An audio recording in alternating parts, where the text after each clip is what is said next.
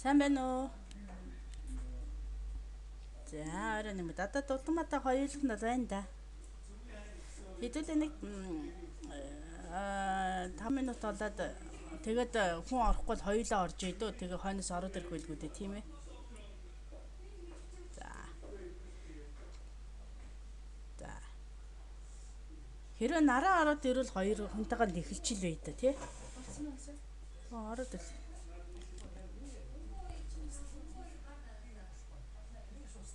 Байна уу?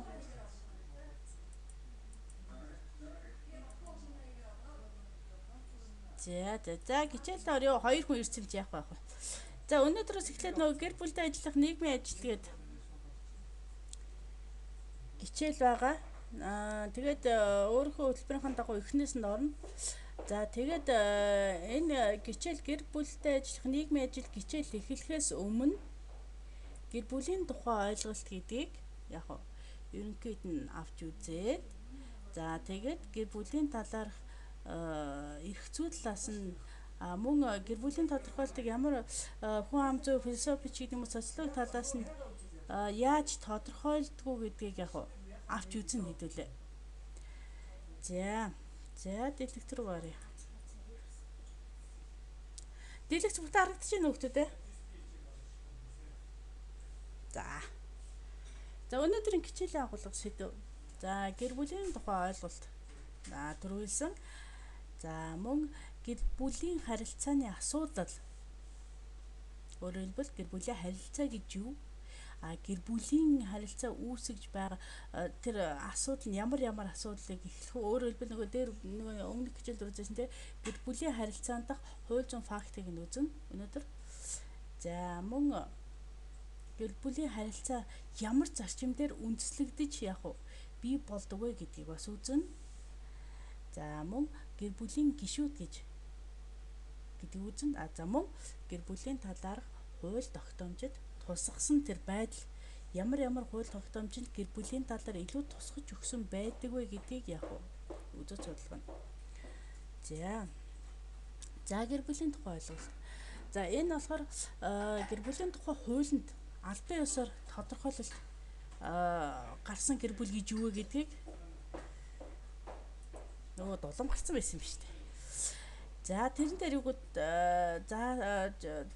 зохицуулж өгсөн байдаг вэ гэхээр за гэр бүл гэдэг нь гэрлэлтийн үр дүнд бий болсон эд хөрөнгийн бус амины болон эд хөрөнгийн эрх үүргээр холбогдсон хамтын амьдрал бүхий гэр бүлийн гишүүдийг хэлнэ гэж ингэж зааж өгсөн байдаг.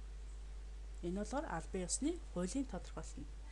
За тэгэхээр энэ өгүүлбэрээс ингээд харахад гэрлэлтийн үр дүнд бий болсон гэж ийм л харилцаа үүсгэж байгаа эхнэр нөхрийг гэр бүл гэж ярьдаг байна. Манай Монголд албан ёсоор гэрлэлтэд бүртгүүлээд гэр бүлийн харилцааг албан ёсны дагуу үүсгэж байгаа тэр гэр бүлийн гишүүд бол байдаг. Гэтэл гэрлэлтэд бүртгүүлээгүй хэрнээ эхнэр нөхөр гэдэг журмаар явагдаж байгаа амьдарч байгаа тийм гишүүдийг гэр бүлийн гишүүд гэж хэлдэг байна. Хуулийн хэлгээр энэ болохоор хамтран амьдрах хэлбэрэ гэж ингэж хэлдэг байна. За тэгээд энэ төр бас тайлбар хэлье. Эд хөрөнгийн бус амны болон эд хөрөнгийн эрх үүргээр гэж. За эд хөрөнгийн бус амны гэдэг маань нөгөө гэр бүлийн гишүүдийн хоорондын харилцаа, үр хүүхдээ өсгөж хүмүүжүүлэх харилцаа, эхнэрийн эрх, эх нөхрийн эрх тийм ээ эхнэр нөхрийн үүрэг гэж эдгээр харилцаа нь үндсэндээ эд хөрөнгийн бус амны харилцаа болоо явцдаг. Яг гэр бүлийн хувьд бол. За эд хөрөнгийн эрх үүргээр холбогдсон гэж мэдээж гэр бүлийн гишүүд нь тийм ээ тодорхой оршин суух байр орон сууцнаас эхлээд эдэлж хэрэглэх, өмсөх, зүүх, хувцас, хоол унд эд хэрэгсэлт техник тийм ээ энэ бүх зүйл нь болохоор тэр гэр бүлийн гишүүдийн хоорондын эд хөрөнгийн харилцаа бол явждаг. За тэгээд эд хөрөнгийн энэ харилцааг болох хуулиар зохицуулж өгсөн байдаг. Эхнэр хамтын хөрөнгө, хуваарт хөрөнгө гэдэг ингээд заагаад өгчих жишээтэй. За энэ бүхнийг л зохицуулагдсан хоорондоо эрх үүргээр холбогдсон. За энэ гэр бүлийн гишүүдийг л үндсэндээ гэр бүл гэж нэрлэдэг байна. За Монгол улсын гэр бүлийн тухай хуулиар гэрлэх насны доот хязгаарыг 18 наснд хүрсэн эрэгтэй хүмүүс гэж ингэж зааж өгсөн байдаг. За тун шаардлагатай гэдэг юм уу бүр зайлшгүй тохиолдолд 17 нас хүрсэн тийм иргэнийг яг арга гэрийнхэнд буюу эцэг эхийнхээ зөвшөөрлөөр гэрлэлтийг бүртгэх тийм тохиолдол байж болдог. Гэхдээ энэ бол маш ховор. Ер нь баг хуулинд ингээд журам заагаад өгсөн боловч яг аль биесээр 17 нас хүрээд гэрлэлтээ бүртгүүлж байсан тохиолдол баг байдаггүй. За тэгээд яагаад энэ 18 наснд хүрсэн эрэгтэй, эмэгтэй хүмүүс гэж нөгөө бид нэр иргэний эрх зүйн чардуур чадамж дээр хэлжсэн тийм ээ. Иргэний эрх зүйн бүрэн чадамжтай иргэн маань 18 наснд хүрсэн. За сэтгцийн хувьд эрүүл өөрийнхөө үйлдэлийн учир холбогдлыг ойлгож эрхээ илж үүргээ хүлээдэг. Тэгэд үйлдэлийнхаа хариуцлагыг өөрөө хүлээх чадвартай ийм насыг бол 18 нас гэж ингээ хэлээд өгсөн байдаг. За яг энэ үшгэ 18 наснд хүрсэн эрэгтэй эмэгтэй хүмүүсийн хоорондын тэр холбоог яг гэрлэлт гэж нэрлэдэг байна. Аль биесний холбоог. Гэхдээ 18 наснд хүрэхдээ хинээч дарамт шахалтгүйгээр тийм ээ өөртөө сайн дураараа яг гэр бүл болох зорилгоор тэр эрх бүхий байгууллагад бүртгүүлж байгаа тэр үйлдэлийг л үндсэндээ гэрлэлт гэж нэрлэдэг байна. За тэгвэл гэр бүлийн тухай тодорхойлдог бас олон шинжилгээ олон салбар судлагдгуунууд өөрийнхөө яг тайлбарлаж өгсөн байдаг. Яг гэр бүл гэж юу вэ? За тэгвэл хүн ам зүйн судлагдгуун ухааны хувьд болохоор гэр бүл бол орон сууц, төсөв, зардал, садан төрлийн хэлтгийн холбоогоор нэгдсэн нийгмийн жижиг бүлгийг гэр бүл гинэ гэдэг ингээд нэрлэсэн. За тэгвэл социологийн шинжилгээ ухаан юуг тайлбарласан байдаг вэхээр гэр бүл бол биологийн үүр юм.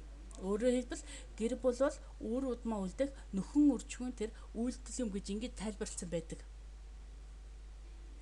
За тэгвэл философийн мөн ёс зүйн талаас болохоор гэр бүлийг үг тодорхойлсон байдаг вэхээр за гэр бүл бол нөхөр, эхнэр, эцэг, эх, үр хүүхэд хүмүүсийн хоёр буюу хэд хэдэн үеэс бүрдсэн сэтгэл санаа, эд материал, ёс суртахууны харилцаагаар бие биендээ чин сэтгэлээс харамгүй туслахаар холбогдсон тэр нийгмийн бүлгийг яг гэр бүл гинэ гэдэг ингээд нэрлэсэн. За тэгтэл хууль зүйн шинжилгээ ухааны талаас болохоор яг түрүүн би тодорхойлдог хэлсэн байдаг. За яг энэ хууль зүйн талаас нь тодорхойлт хэлснийг яг батлах би танарт нэг бичлэг үзүүлэх гэдэг энэ багш нь. За энэ нэг 3 минут орчмын үзүүлэл тэгээд дараач байгаа. За энэ дээр яг миний саяны хэлсэн аль бие усны яг тэр тодорхойлтыг за одоо та бүхэн сонсоорой.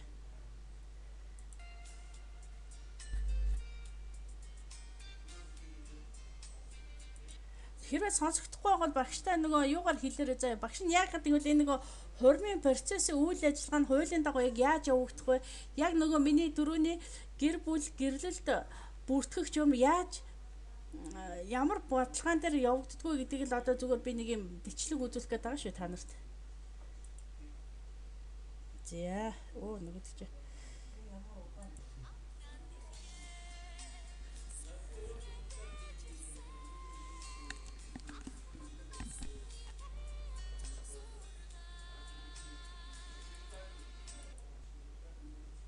За одоо эхэлж шүү.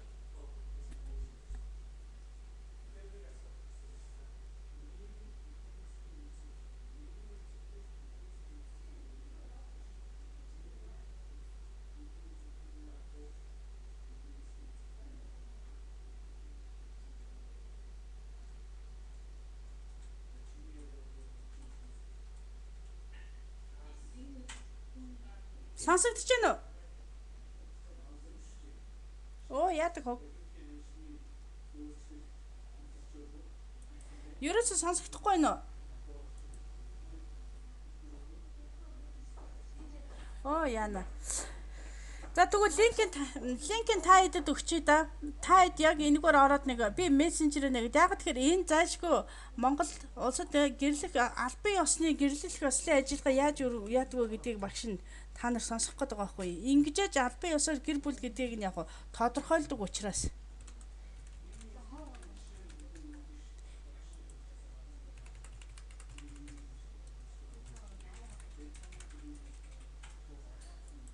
За. Гэхдээ яг хормойгээд ингээд яаж байгаа нэг сэтгэл хөөрөөд хөдлөө те залуу гэр бүл зарим нэг нь яг сандгийн зарим нь юу гэж хэлээ та хөлрөөд би хөөрөөд та сандгүй гэд ингэдэг байхгүй. За багш надад тэгвэл шууд линк та нар л явууллаа шүү.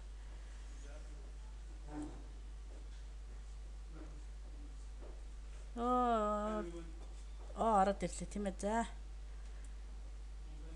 Эхний 3 минут л үзэхэд хангалттай. Яг тэгвэл тэрэн дээр яг албан ёсны нөгөө юу нь байгаа байхгүй юу?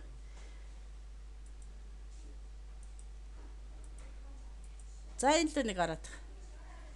За яг 3 минутын үзчихэд эргүүлээд хэдүүлээ юу яа. Багш нь ч гэсэн энд бас харуулаад бай. Хин нараа мессенжер дож ороод ирлээ.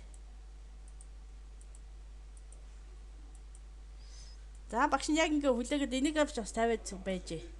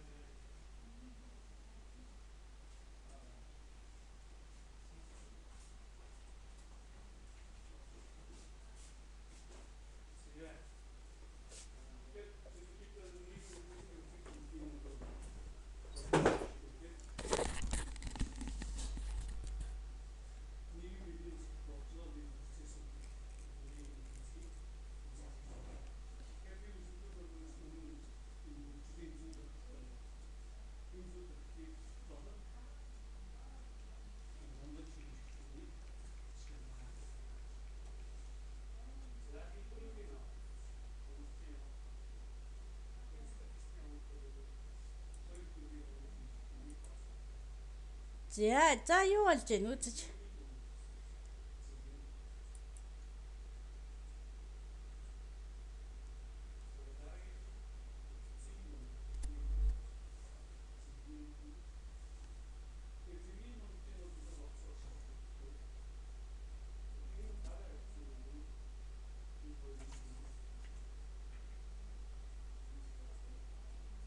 За багш нь хүлээж байгаа шүү.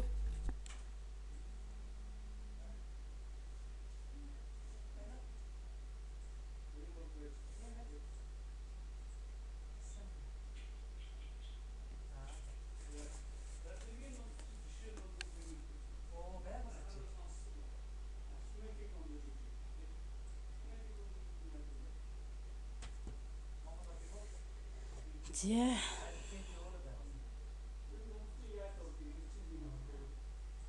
За солонгоо биш хинэ дулмаа сонсож гин үү? Үзүү.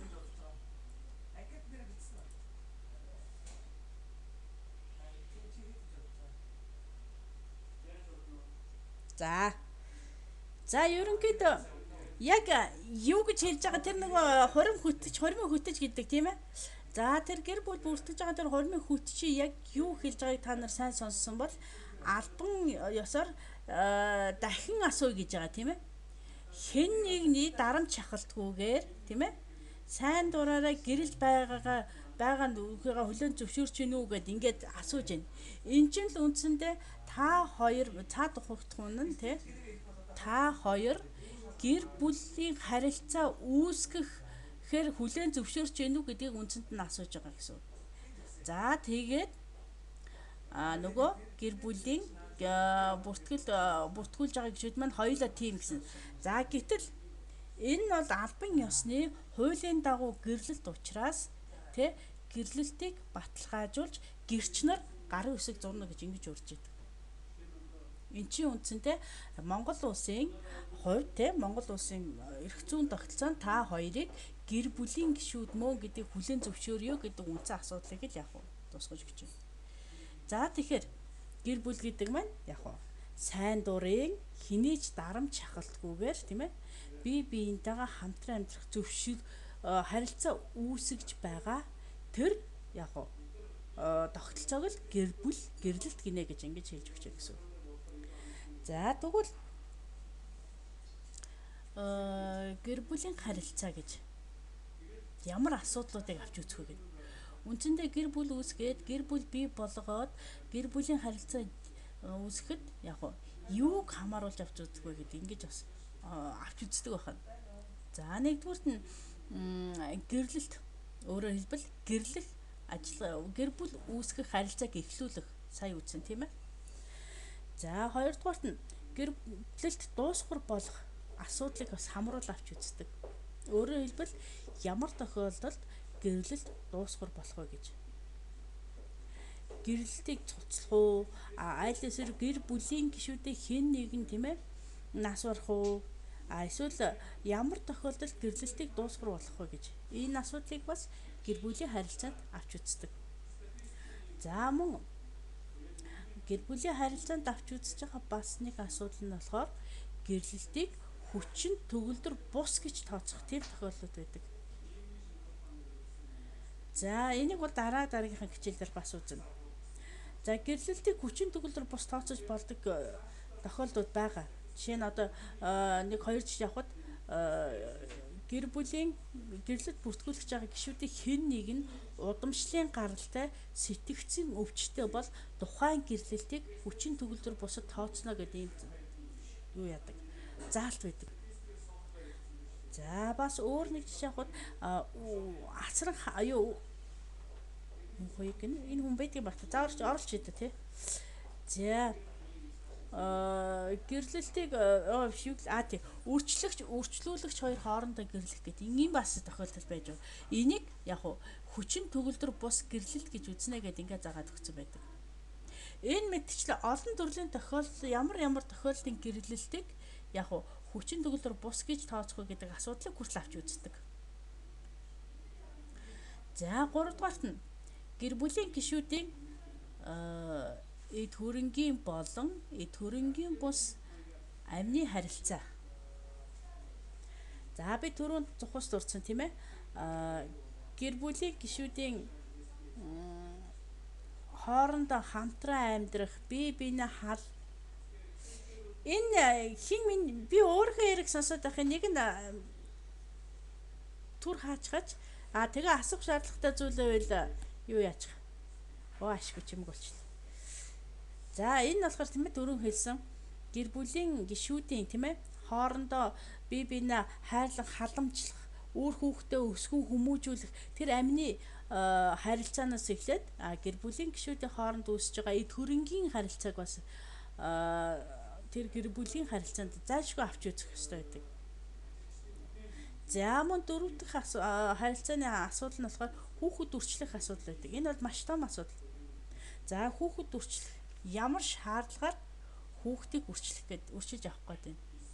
За гэтэл нөгөө хүүхдийг үрчилж авах хүсэлтэй эцэг эхчүүд тийм ээ ямар болзол шалгуурыг хангасан байж тухайн хүүхдийг үрчилж авах вэ? Монгол улсын иргэн гадаадын иргэн хоёрын адилхан хүсэлтэй хүүхэд төршлөх сонирхлоо хүнд нь эхэлж өгөх үү? Яагаад тэгж өгч байгаа гэдгийг хүртэл яг энэ гэр бүлийн харилцаанд дах асуудлаар хамруулан авч үздэг байна. За мөн тэжээнд итгэхтэй холбоотой харилцаа байдаг. За гэр бүлийн гишүүд хэнийг хамгийн түрүүнд тэжээнд итгэх вэ? Шаардлагатай тохиолдолд өөр хэнийг тэжээнд итгэх вэ? Эцэгхээ тэжээнд итгэх асуудал, өөр хүүхдээ тэжээнд итгэх асуудал, эсвэл хөдөлмөрийн чадваргүй тийм хөгжлийн бэрхшээлтэй ах эгч дүүгээ тэжээнд итгэх үү гэдэг энэ харилцааг хүртэл гэр бүлийн харилцаанд оруулж хамруулж авч үздэг. За мөн дараагийн асуудал нь асар хамгаалалттай холбоотой харилцаа байдаг. За энд болохоор асран хамгаалах гэж юу хэлээд байна? Асран хамгаалагчийг чинийг хэлэх үү? Тийм ээ, хэнийг асран хамгаалах уу? За харгалзан дэмжигчийг юу хэлээд байна? Хэнийг харгалзан дэмжих үү? Энэ асуудлыг хүртэл яах вэ? Энэ гэр бүлийн харилцаагаар буюу гэр бүлийн эрх зүгээр зохицуулж өгдөг. За энэ асран хамгаалах дээр нэг дуртахад болох нөгөө би та нарт хэлжсэн тийм ээ. 0-оос 15 14 буюу 15 насны хүүхэд мөн сэтгцийн өвчтөй гэр бүлийн гишүүн эсвэл дахир дутуугийн улмаас өөрийгөө арчилж халамжилж чадахгүй байгаа аав ээж ах эгч нарыг асар хамгаалдаг гэж ингээд заагаад ярьж байдаг тийм. За харгалзан дэмжиг гэх юм маань болохоор 15-аас дээш насны буюу 14-өөс дээш насны гэж ярьдаг. 14-өөс дээш насны тийм ээ өөрөө эрх зүйн бүрэн бус буюу зарим нэгэн чадамж нь өөрөө бие даа шийдэх чадвартай ийм хүүхдийг харгалзаад хажуунаас нь дэмжиж явдаг. Энийг харгалзан дэмжигч нэг гэдэг юм уу? Иймэрхүү байдлаар яг асуудлыг бас гэр бүлийн хүрээнд бас шийдэж хамруулж авч үздэг. Энэ сандаг дөржин юу болохгүй байгаа юм байна да байнга хаагаад ороод гараад ах юм. За тэгвэл гэр бүлийн тухай бол би сая хэлсэн тийм ээ. Хэнийч дарамт шахалтгүйгээр сайн дураараа эрэгтэй эмэгтэй хүмүүс гэр бүлээ гэж ингэ зааж өгсөн. Бүртгүүлс үнийг. За тэгвэл мөн гэр бүлийн тухай болонд Монголын эрх зүйн тогтолцоо Монголын тэр гэр бүлийн тогтолцоонд болохоор ерөөсөө нэг эрэгтэй хүн нэг л эрх нэртэй, эмэгтэй хүн нэг л нөхөртэй байх ёстой гэдэг бүр аль бие сурвалжлаа заагаад өгсөн.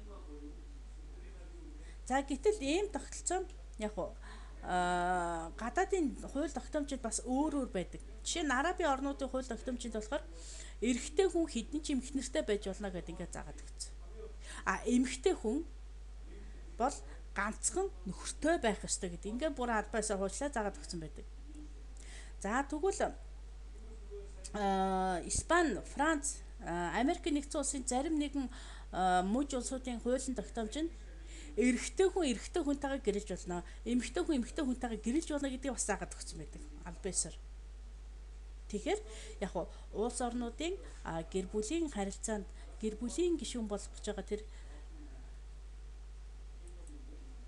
байна сандаг дэрч байна. Сандгаа чиний орж гараад байгаа юм уу те? Болохгүй.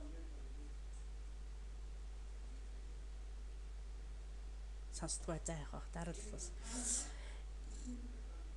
За ингээд ярихаар яг гэр бүлийн Монгол улсын гэр бүлийн тогтолцоо болохоор ганцхан эрэгтэй, нэг эрэгтэй хүн нэг л их нэртэй, эмэгтэй хүн нэг л нөхөртэй байх ёстой гэдэг ийм яг хууль үүрэг болгож заагаад өгсөн байдаг гэр бүлийн шийд. За түрүүнээс хойш яриад байгаа тийм ээ гэр бүлийн гишүүн гэж гэр бүлийн гэрлэгсэд гэр бүлийн гишүүн гэж ингээд яриад байна. За тэгвэл гэр бүлийн гишүүн гэж хэнийг хэлдэг вэ гэхээр гэрлэгчдийг хэлдэг. Өөрөөр хэлбэл эхнэр нөхөр. За мөн тэднэрт тэр гэрлэгчтэй хамт амьдарч байгаа төрсөн дагвар өрчилж авсан хүүхэд болон тухайн гэрлэгчтэй хамт амьдарч байгаа төрөл садангийн хүнийг гэр бүлийн гишүүн гэж ингэж хэлдэг. Өөрөөр хэлбэл хэддгээр байрны хорооны хэддгээр байрны хэддгээр тоотод амьдарч байгаа албан ёсны бүртгэлтэй байгаа тэр төрөл садангийн хүнийг нь яг гэрлэгчид үр хүүхэдтэй нь гэр бүлийн гишүүн гэж ингэж ярьж явдаг байна. За тэгвэл төрлийн хүн садангийн хүн гэсэн ойлголтыг бас хуулиар зохицуулаад өгсөн байдаг. Садан төрлийн хүн манай төрлийн хүн сайн нэрээр төрлийн хүн садангийн хүн гэж яриад байдаг тийм. Тэгэхээр албан ёсоор болохоор төрлийн хүн гэдэг маань тухайн гэрлэгчдийн эцэг эх, өвөг эцэг, эмэг эх, ач хүү, зээ охин тэдгээрийн хүүхдүүдийг төрлийн хүн гэж ингэж ярьдаг байна.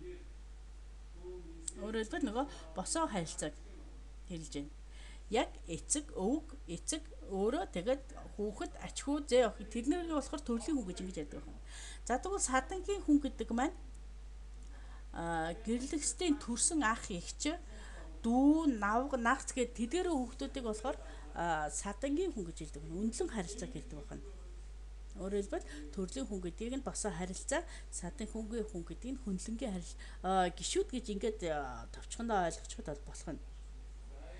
За эдгээр төрлийн хүн, садангийн хүн, гэр бүлийн гишүүд маань үндсэндээ гэр бүлийн харилцаанд яг орж эрх үүсгэж, эрхээ эдэлж, үүргээ бэлүүлж, хариуцлага хүлээдэг энэ гишүүдэд яг бүгд гэр бүлийн харилцаанд ордог байна. За түрүүн би хэлсэнтэй гэр бүлийн харилцаа ямар зарчим дээр явагдах вэ гэж. За нэгдүгürt нь гэрлийг авдан сайн дурын чөлөөтэй байх зарчим. Өөрөөр хэлбэл хинээс дарамт шахалтгүйгээр хүчээр гэрлэх явдлаар гэрлэлтийн харилцааны зарчмыг бол яг өгөөсгсөн хэлбэрэ гэж ингэж үздэг байна. Эцэг эхийн шахалтаар ч гэдэг юм уу, эсвэл хин нэгний сүрдүүлгээр ч гэдэг юм уу те, гэрлэх нь болохоор яг гэр бүлийн харилцаа, гэрлэлтийн харилцааг яг зарчмыг зөрчсөн тэр үйлдэлээ гэж ингэж үздэг байна. За мөн нэг эхнэр нэг нөхөртэй байх зарчим. За энэ бол яг үхээр гэр бүлийн хуулинд тодорхойлоод заагаад өгчихсөн зарчим.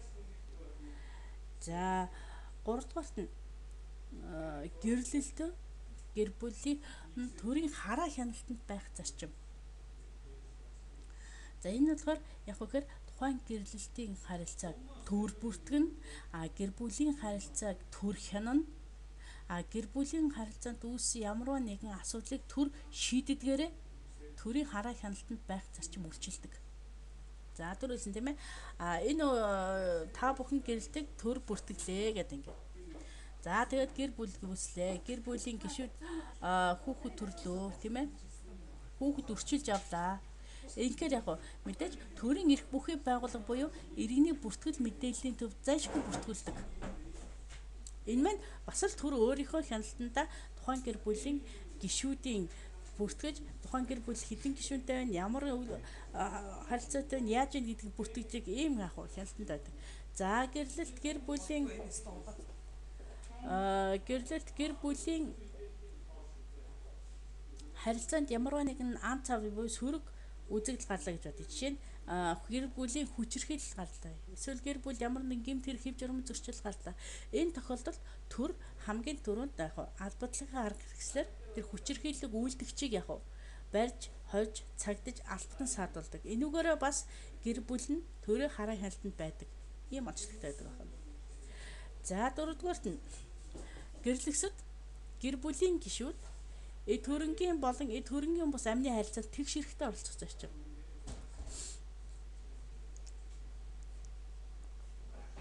За манай нөхөр Монгол улсын гавьяач ичгчэн дуучин ингээл яриа.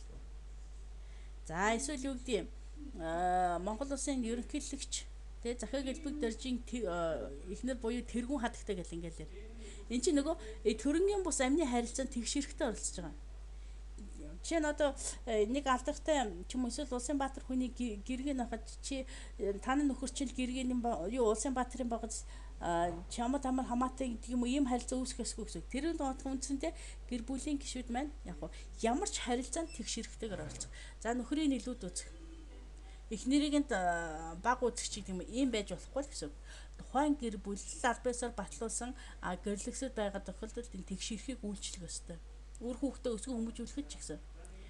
Би мөнгө олж ирж байгаа чи яагаад хүүхдээ хүмүүжүүлж чадаагүй гэж нөхөр нь эхнэрийгээ ямар нэгэн байдлаар сөргөлдөх эрх байхгүй. Яг адилхан хүүхдээ хүмүүжүүлнэ, яг адилхан харилцаанд үүргээ хүлээн ийм байдаг байна.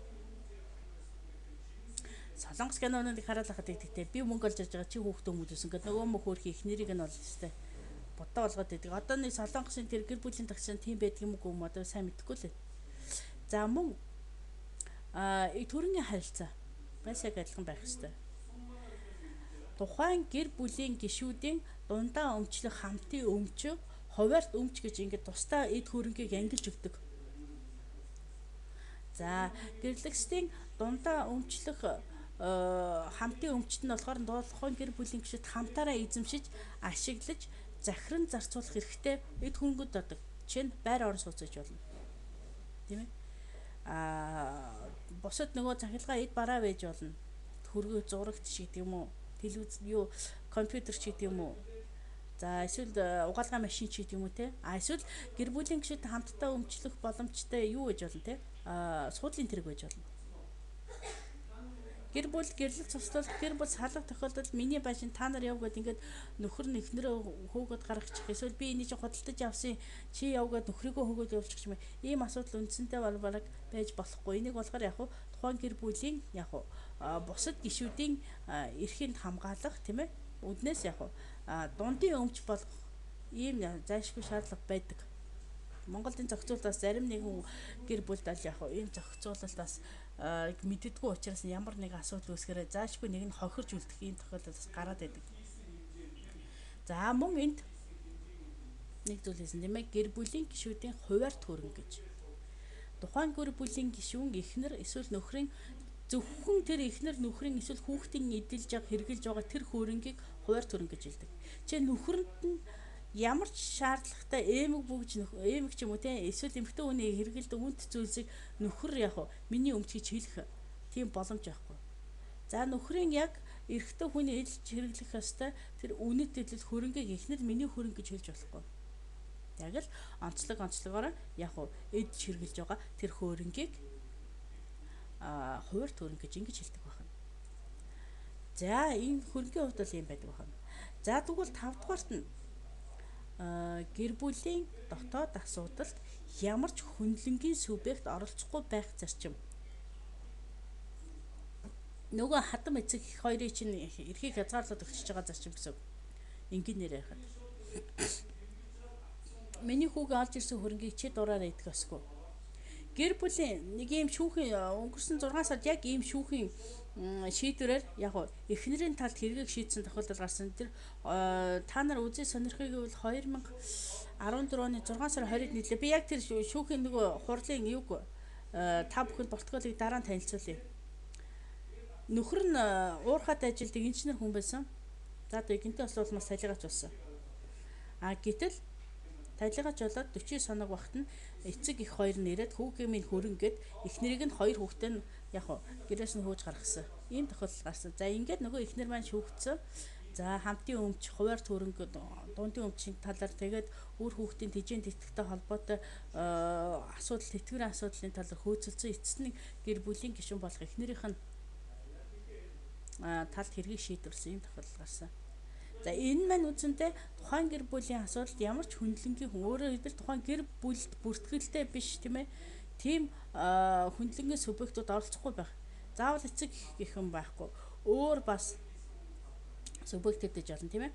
Эдгээр бол ямар ч асуудалд нь тухайн гэр бүлийн дотоод асуудалд оролцохгүй байхыг яг үүрэг болгосон ийм зарчим гэсэн үг. За мөн 6-ад нь иргэдийн гэрлэлтийг төр хүлээн зөвшөөрөх зарчим гэж ийм байдаг байна. Өөрөөр хэлбэл түрүүн үзсэн бичлэгийг та нарсан те. За ингээд та хоёрыг албан ёсоор гэр бүл болохыг хүлээн зөвшөөрлөө гэдэг ингээд. Энэ маань төрөл хүлээн зөвшөөрнө гэсэн үг. Энэ маань гэрлэлтийг зөвхөн төр хүлээн зөвшөөрч байгаа гэх нэг жишээ.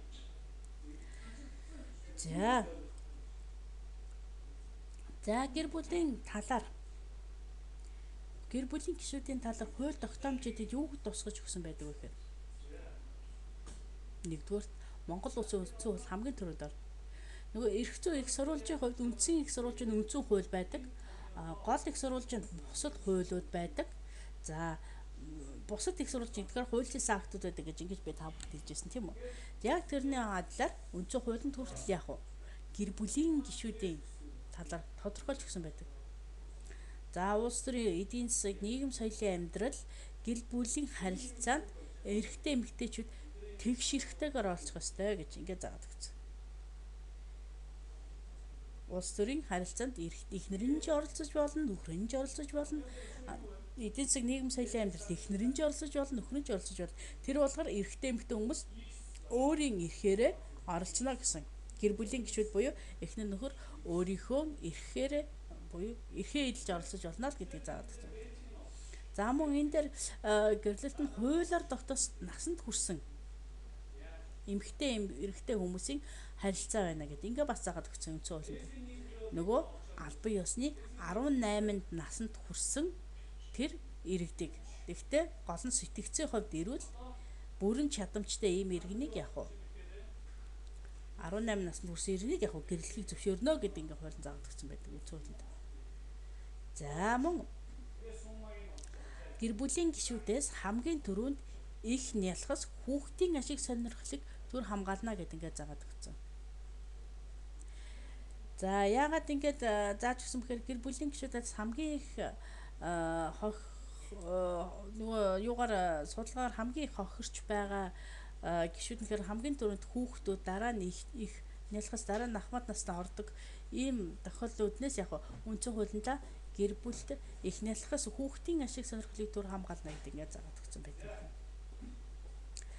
За мөн иргэний тухай хуулийн зааж өгсөн байдаг. Иргэний тухай хуулийн 12 дугаар бүлгийн 3 дугаар дэд бүлэгт та нар бас яг давхар үзээд яваарай хуулиудаа. За энд болохоор бүхэлдээ гэр бүлийн харилцааг зохицуулсан байдаг. Энэ 3 дугаар дэд бүлэг гэсэн үг. За энд болохоор гэр бүлийн хөрөнгө гэж юу? Гэр бүлийн хөрөнгийг яаж зохицуулах вэ? За нөгөө миний түрүүний хэлсэн тийм ээ гэр бүлийн гишүүдийн хамтран өмчлөх дундын болон хуваарьт хөрөнгийг бас зохицуулж өгөх хуулиар байдаг байна. За гэрлэл цуцлах тохиолдолд буюу гэр бүл цаслах тохиолдолд дундын эд хөрөнгийг яаж хуваах вэ гэдгийг гэрээг хүртэл байгуулах шаардлагатай гэдэг ингээд иргэний хуулинд заагаад өгсөн байдаг. За мөн гэр бүлийн тухай хууль гэдэг ингээд бүр төрөлдсөн органик хууль яг байдаг. Гэр бүлийн тухай хууль. За гэр бүл гэж өв, гэрлэгсэд гэж өв, эхнэрийн эрх үүрэг, нөхрийн эрх үүрэг, үр хүүхдийн эрх, хүүхдийн үүрэг. За хүүхэд өрчлөлт гэж өв, гэрлэлтийг хүчингүй тооцох тохиолдлууд, гэрлэл цуцлах тохиолдол. Энэ болгоныг яг гэр бүлийн тухай хуулиар яг зохицуулж өгсөн байдаг байна. За мөн иргэний хэргийг шүүгээр хянан шийдвэрлэх тухай хууль гэж их том хууль байдаг. 2002 оны 9 сарын 1-ний өдрөөс дагаж мөрдсөн. За энэ хуулинд гэрлэлт цуцлах тохиолдолд шүүхээр хэргийг хэрхэн шийдэх вэ гэдэг талаар яг зааж өгсөн байдаг. Нэхэмжлэх тал эхэлж өргөдлөх үү, хариуцагч тал нь яаж шийдэх үү? За шүүхөр өргөдөл гарахдаа аль газар дүүргийн шүүхэд хандаж гарах уу гэд. За шүүхэд өргөдөл гаргачаад ямар нотлох баримтууд цуглуулах уу? Энэ бүх асуудлыг яг иргэний хэргийг шүүхээр хянан шийдвэрлэх тухай хуулинд яг тодорхой зааж өгсөн байдаг. Үр хүүхдийг хэн өсгөж хүмүүжүүлэх үү? Зүгээр нэг тэр хуулинд заасны заалтын жишээ аваад одоо чинь гэрлэл туслах тохиолдолд үр хүүхдийг өсгөн хүмүүжүүлэх тал дээр бас маргаа үүсэх магадлалтай. Тэгвэл шүүхийн шийдвэр гол төлөв 7 хүртэлх насны хүүхдийг ихтэй хүмүүжүүлэхээр өгдөг. Ийм тохиолдол байдаг. 7-оос 7 ба түүнээс дээш насны хүүхэдтэй гэр бүлтэй гэрлэл туслах тохиолдолд хүүхдийн саналыг асуудаг ийм тохиолдол байдаг. Тэгээд хүүхдийн саналыг асуудахдаа эцэг их нь байхгүй тийм ээ эцэг эхийн талын өмгөөлөгчд нь байхгүй. За тэгээд иргэний шүүхийн шүүгчд мөн нарийн бичгийн дарга гэрчүүдийн хажууд явах чи хинтэг хамтрах гэж ингэж асуудаг юм шийдвэр байдаг. Өө сайн байна уу? Ажилдаа байсан уу? За бичлэг хийж гэнэ тэгээд харчих байлгүй. За ийм талаар яг иргэний хэргийг шүүхээр яг гэр бүлийн цуслалтын талаар яаж шийдвэрлэх гэдгийг заагаад өгсөн байдаг. За 3 дугаарт нь иргэний бүртгэлийн тухай хууль. За энэ бас маш чухал хууль. Өөрөөр хэлбэл гэрлэлт гэр бүлийн талаар бүхэл бүртгэлийг яг иргэний бүртгэлийн тухай хууль заасны дагуу хийдэг. Жишээ нь төрсний бүртгэл. Нөгөө гэр бүлийн харилцаанд гэр бүлийн шин гишүүн мэдлэн тийм ээ. Тэгээд төрснө. За тэрнийг бүртгэдэг. Жишээ нь хүүхэд төрснөөс хойш 14-оос 21 хоногийн дотор албан ёсоор эрх бүхий байгууллагт буюу иргэний бүртгэлийн газар зайлшгүй бүртгүүлэх ёстой гэдээ хуулиа заагаад өгсөн байдаг. Энэ бүртгэлийн тухай хууль. За 21 хоногоос хойш хэтрүүл яг торгуул төлдөг эцэг юм. 2 сар, 3 сар өнгөрөө хөдөө орон нутгийн ялангуяа амьдарч байгаа иргэд аз хязгаар алмуудад байдаг иргэд энэ хуулиа мэдхүйс 3 сар өнгөрөөд 2 сар өнгөрөөд хүүхдэн бүртгүүлэх гээд очдөг. За тэрнээс нь болоод за та хугацаанд нь бүртгүүлээгүй ингээд торгуул ногдуулдаг. Хүүхдэн бүртгүүлж яхад яагаад торгуул гэдэг бид нар хөдөө орон нутгад гэдэг марга маш их гардаг. Тэгэхээр аль биесээр 14-өөс 21 хоногийн дотор хүүхдийг заашгүй бүртгүүлэх ёстой. Бүртгүүлээд төрсний гэрчлэл авах ёстой байдаг. Яг тэр дор нь яг иргэний бүртгэл мэдээллийн төвийн ажилтнууд төрсний гэрчлэлийг гардуулдаг. Та нарт хэлжэл байж л 2013 оноос 3 оны хагасаас хойш ч үлээ төрсний гэрчлэл айгүй гоё болсон шүү дээ. Улаан диплом шиг нэг их том юм. Та нарт тэгж байгаад би нэг зургийг үзүүлнэ. Харсан уу та хэд? Гоё том. Харахад амар сэтгэл сэргэмэр гоё юм болсон байлээ.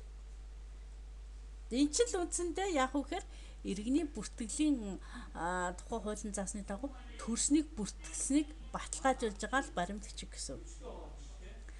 За хоёрдугаарт нь гэрлэлтийн бүртгэл заашгүй хийх ёстой. Өөрөөр хэлбэл түрүүн би нэг бичлэг үзүүлжсэн те та бүхэн баталгаажуулж албан ёсоор гар үсэг зурнаа гэд дараа нь гэрлэлтийн баталгахыг нь баталсан тэр баримт бичгийг нь гардуулдаг. Энийг хүртэл гэрлэлтийн бүртгэлийн тухай хуулиар зохицуулдаг. Гэрлэх ёслол ингээд хийгээд санал асуугаад ингээд баталгаажуулаад гар үсэг зураад энэ ёслолын ажиллагаа маань үндсэндээ иргэний бүртгэл мэдээллийн төвийн газраас зохион байгуулж байгаа үйл ажиллагаа болдог. Засгийн газрын агентлагийн үрээнд засгийн газраас яг зохион байгуулж байгаа ийм үйл ажиллагаа болдог. За мөн 3 дугаарт нь иргэний бүртгэлийн тухай хуулинд гэрлэл цуцалсныг зайлшгүй бүртгэж явах хэрэгтэй байдаг. За энэ гэрлэлтийг энэ цуцалсныг яагаад заавал бүртгэх ёстой гэвэл нөгөө гэр бүлийн гэрлэл цуцлагдсан тэр гэр бүлийн хуучин гишүүдийн дараачийн амьдралд бас их чухал шаардлагатай болдог. Дахин гэрлэх, эсвэл дахин гэрлэхгүй байх энийг заашгүй төрөөс бүртгэж явах ёстой байдаг. За мөн гэрлэл сэргээсний бүртгэлийг бас заашгүй байдаг.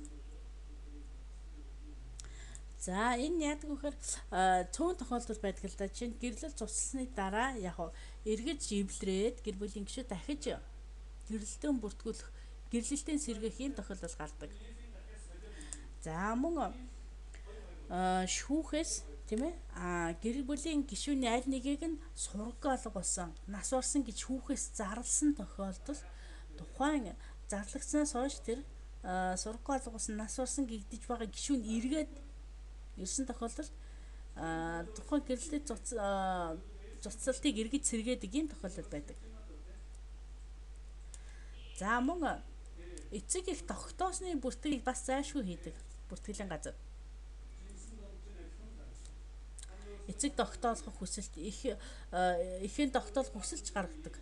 За энийг бас зайлшгүй бүртгэдэг. За мөн үйлчлэлтийн талаарх бүртгэлийг иргэний бүртгэлийн тухай хуулийн заасны дагуу зайлшгүй бүртгэдэг. Хэн гэдэг хүнийг, хүүхдийг хэн гэдэг овг нэртэй тийм ээ эрх зүйн бүрэн чадамжтай хүн үрчилж авч яана гэдэг зайлшгүй бүртгэдэг. За энэс гарах сөрөг үр дагавар гэж болно. Хууль бус хүүхд үрчлэлт нэрээр хүн хөдөлталах тийм ээ гэр бүл хууль бус үрчлэлтийн хохирогч болох магадлалтай байж болно тухайн хүүхэд. За мөн нөгөө гэрлэхэд харьцлах шалтгаан буюу гэр бүл хүчингү тооцогдох тохиолдлуудад нөгөө үрчлүүлэгч хоёр хоорондоо гэрлэх тэр магадлалыг зогсоох ийм хамгаалалт болж өгдөг бас. Өөр олон төрлийн хамгаалалт байдаг.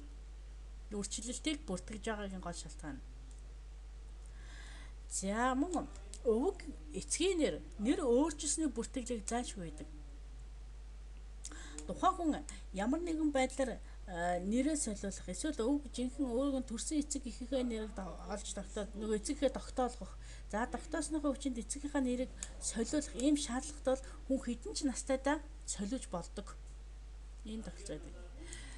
За хамгийн жишээ авахад өнгөрсөн жил төгссөн миний анги даа төгссөн шав 3 дахь курст овг нэрээ сольж ирсэн. Бүтнээрээ сольж ирсэн.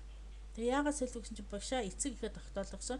Эцгээ тогтоолгосон эцэг маань намайг ингэж нийлж ирсэн байна гэд албан ёсоор иргэнийхээ бүртгэлийг солиулж ирсэн ийм тохиолдол гарч ирсэн.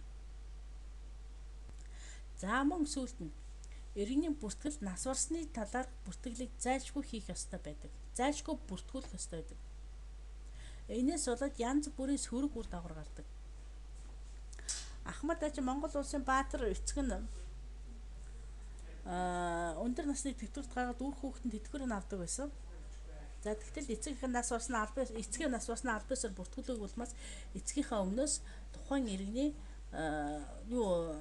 өндөр насны тэтгэвэр болон бусад тэр хөнгөлөлт үйлчилгээг авч ирсэн ийм тохиолдол гарч ирсэн Монгол улсад. Мөн өөр олон тохиолдол гардаг. Ийм тохиолдлоос урьдчилан сэргийлэхийн үүднээс гэр бүлийн иргэний бүртгэлийн тухай хуулинд зайлшгүй нас барсныг бүртгэж явах ёстой гэж ингээд заагаад өгсөн байдаг.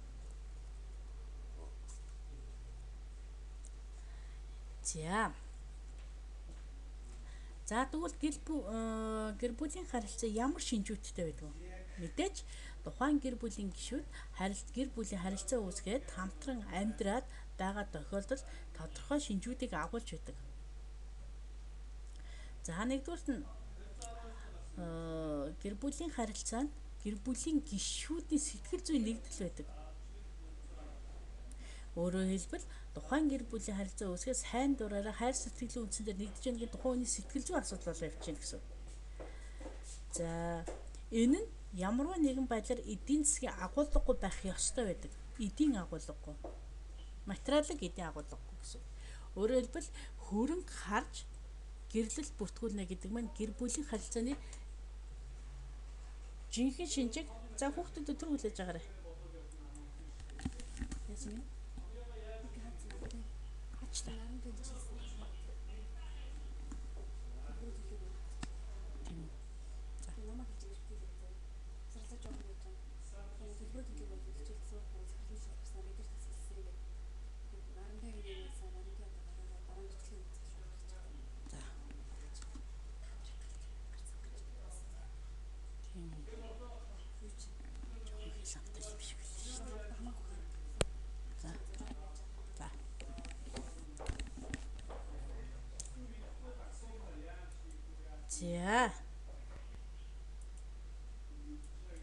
За одоо юу гэлээ?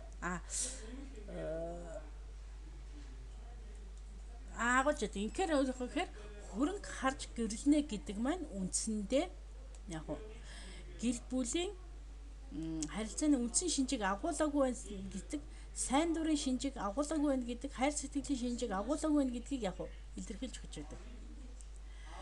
За мөн дараа өөр нэг үндсэн шинж нь болохоор гэр бүлийн гишүүдийн хооронд үүссэн төрөнгийн бус амны харилцаа нь тухайн гэр бүлийн харилцааны голдох үүргийг гүйцэтгэдэг. Нөгөө өөр хүүхдээ өсгөн хүмүүжүүлэх, гэр бүлийн гишүүдийг нэг тижээн тэтгэх тийм ээ. Болон өөр бусад нийгэм соёлын олон харилцаанууд байж болно. Энэ харилцааны үндсэндээ төрөнгийн бус харилцаа болдгоор бас онцлог байдаг. Энэ шинжээр ингээ хараад үзэхээр гэр бүлийн харилцаа маань эдийн бус материалын харилцаан дээр голлож үүрэгтэй оролцдог харилцаа үүсдэг гэдэг ийм онцлогтой байдаг байна.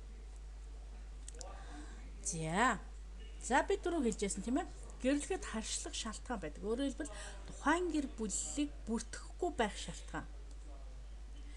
За нэгдүгээр нь өмнөх гэрлэлт нь хүчинтэй байгаа бол тухайн гэр бүлийг бүртгэдэггүй байх нь. Тэгэхээр өмнөх гэрлэлтэд цуцлуулаад ямар нэгэн шалтгаантай бол цуцлуулаад тийм ээ. Ингээд дараачихын гэрлэлтийг бүртгүүлэх ийм хүчинтэй байдаг байна. За хоёрдугаарт гэрлэгчид хоёулаа эсвэл хэн нэг нь хуулинд заасан насанд хүрээгүй бол тухайн гэрлэлтийг хүчин төгөлдөр бусад тооцдог. Өөрөөр хэлбэл гэрлэхэд харьцлах шалтгаан болдог. 18 наснд хүрээгүй бол гэсэн. Нөгөө гэр бүлийн тухайн заасан 18 наснд хүрсэн гэр бүлийн гишүүд хинээж дарамт шахалгүйгээр сайн дураараа хайр сэтгэлийн үндсэн дээр гэрлэх хүсэлтээ гаргаж бүртгүүлсэн бол тухайн гэрлэлтийг хүчин төгөлдрөгийг тооцно гэдэг ингээд заагаад өгсөн. Тэгэхээр 17 настай ч юм эсвэл 16 настай ч юм уу Ийм тохиолдолд тухайн гэр бүлийг гэрлэхэд хашлах шалтгаан болж өгдөг байна. За 3 дугаарт нь төрөл садангийн хүмүүс хоорондоо гэрлэх. Ийм тохиолдолд гэрэлтийг хашлах шалтгаан гэж үздэг. Нөгөө Монгол уламжлалаар нөгөө цус ойртохоос урьдчилан сэргийлсэн үүднээс төрөл садангийн хүмүүс гэрлүүлж болдог байна. За харгалзан дэмжигч, дэмжүүлэгч хоёр гэрлэх. За би түрүү хэлсэн тийм ээ. Харгалзан дэмжигчийг хэн байдаг вүлээ? Асар хамгаалагч хэн байдаг вүлээ? Инхээр тэр тохиолдолд тэр дэмжүүлэгч гэж албан ёсоор тогтоогдсон байгаа тохиолдолд тэр хүмүүсийг хооронд нь гэрлэхийг зөвшөөрдөг байна. За дараагийн тохиолдол нь үрчлэгч, үрчлүүлэгч хоёр хоорондоо гэрлэхэд хашлах шалтгаан гэж ингэж үздэг байна. Үрчлэгч, үрчлүүлэгч хоёр.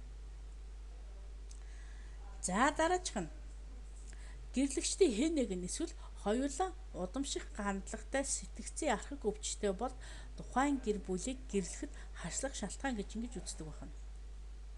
Удамших хандлагатай гэдгийг сайн анхаарах хэрэгтэй.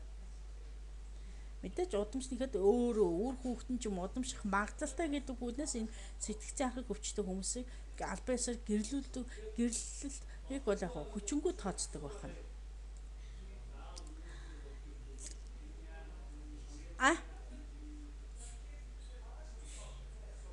Тэгэхээр манай Монгол гэр бүлийн ясан тийм ээ удмыг хардаг, эцгийг хардаг, их нь хардаг гэж яг ийм шалтгаантай учир жанцантай учраас Монгол улс гэр бүлийн гэрлэхэд заашгүй тэр ингэж хардаг, нөгөө өдөр судар үздэг, нөгөө хүмүүсийнх нь жил усыг хардаг ч гэдэг юм уу.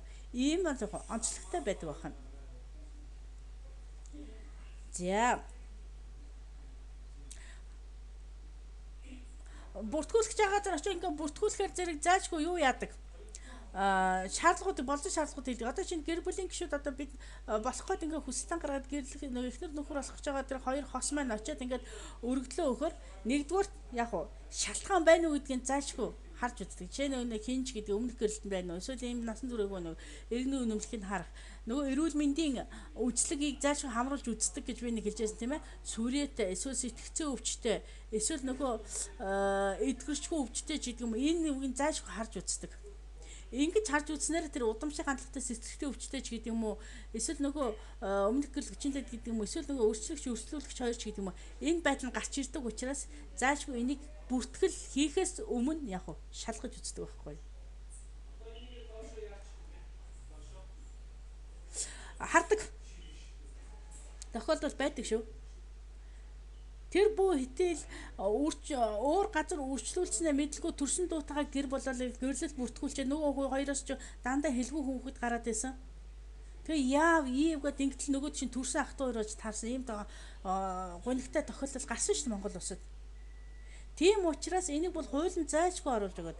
За төрөл садангийн хүн мөн үү, биш үү гэдгийг үрлээ тодорхойлж тогтоож өгдөг болсон. Ийм тохиолдолоос гарсан. 3 хүүхэд нь гурлаа хэлэхгүй. Тийм яагаад ингэж гайхаад бүртгүүлтэл өөрхийн нөгөө мө ахын одоо нөхөр болох хүнийг нь өөр хүнд газар өөрчлүүлсэн байсан байж таарад. Ийм гонигтай юм гарсан. Тэгээ тэрийг заашгүй гэрлэлтэн цуцсан ш тэр хоёрын гэрлэлтийг. За ийм тохиолдол байдаг байна. За хэдүүл ингээд нэг 10 минут завсарлаад эргэж ороод лекцэд үргэлжлүүлээд оръё. Тэгэхгүй. Гэхдээ нэг ийм та нарт даалгавар өгөн багш нь. Гойч гимээр юм уу? Ямар ч юмэр юм те. Улс орнуудын гэрлэх нас ямар байдгүй гэдгийг та нарыг бодож үзээр. Японд хэд байдаг бол, Солонгост хэд байдаг бол, Германд хэд байдаг бол, Америкт хэд байдаг гэж бодож ирээ. Айгүй сонирхолтой юунууд байдгийг шүү. Бас улсууд орнуудад гэрлэх насын. Тэгэхээр энэний талаар хэдүүлээ зүгээр одоо дараагийн яг үзэж байгаа үргэлжлүүлж байгаа хичээл маань энэ орж байгаа учраас амар хөгийн нас хүртэл байдаг юм байлээ шүү дээ. Европын орнд шүү тэр нь бүр. За ингээд хэдүүлээ нэг 10 минут завсарлаа. За тэгээ 10 минут одоо чинь 9 цаг 2 минут болж байна. Нэг 19 цаг 15 минутаас хэтрүүлэхгүйгээр хичээл орно шүү. За яа. За ингээд завсарлаа.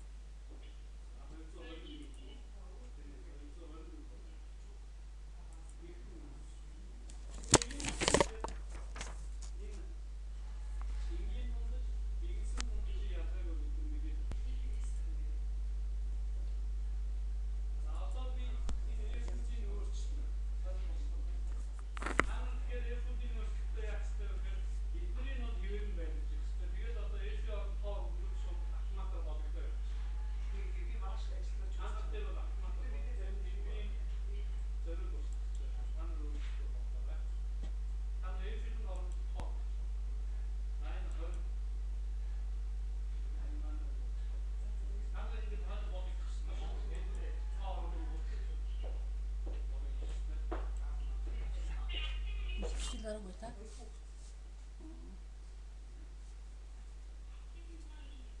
Чиний нэг бол нэг дөр хөөхд мэн. Тэгээ нэг нь явах юм шиг энэ хөрхөд хэлбэргүй. Яасан ч хэцүү юм тийм үедэнтэй хийж яах вэ? Хэлэл одоо гаргая да өөрөө.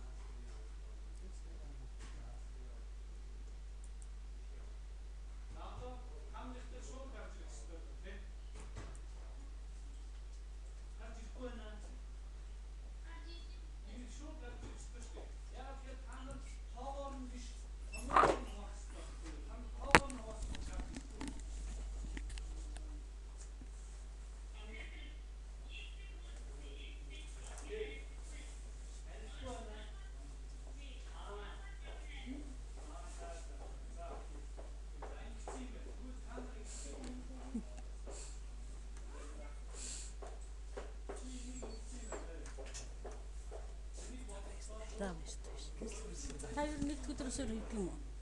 Би дандаа гэрт хойшлохгүй. Тийм үү. Би чинь 3 4-р өглөө ордог шүү дээ. Тийм.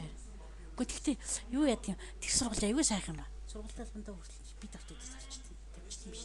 Сургуулийн албандаа хүртэл эрдэм шинжилгээний ажиллагаа би давт өдөр тавьчихсан юм бэ. Тэгэхээр би 4 өдрөгээд хэлсэн байхгүй.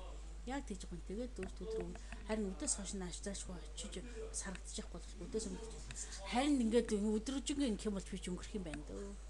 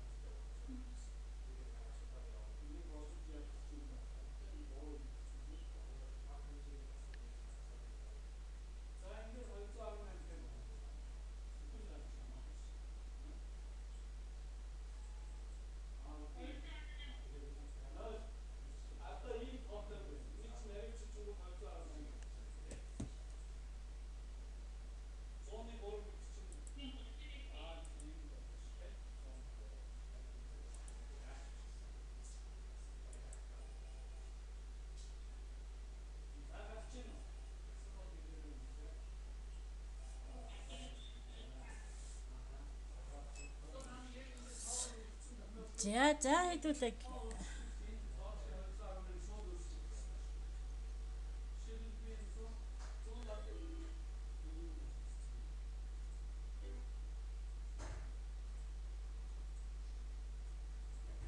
За.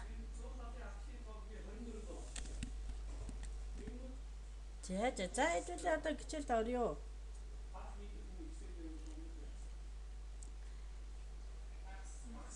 Байна уу? Багшигаа сонсож байна уу? За. За.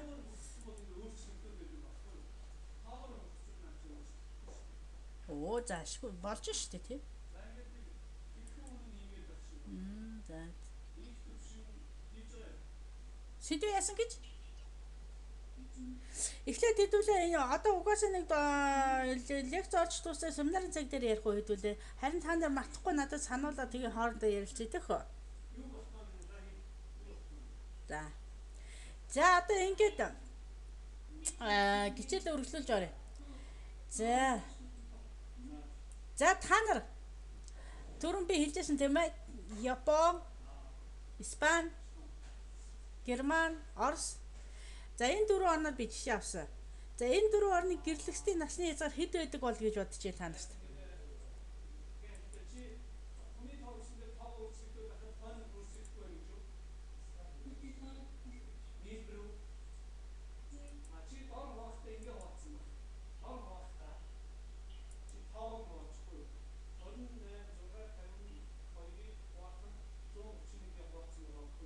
За.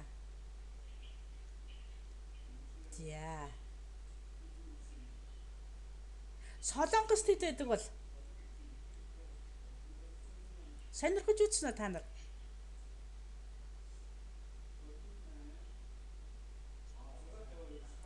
Тийм өндөр үү?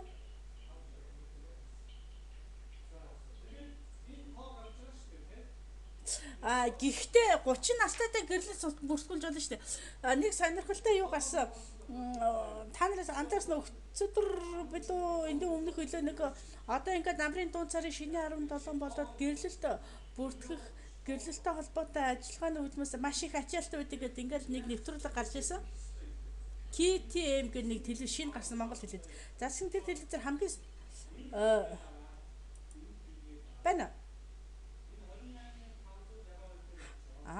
Хамгийн юугаар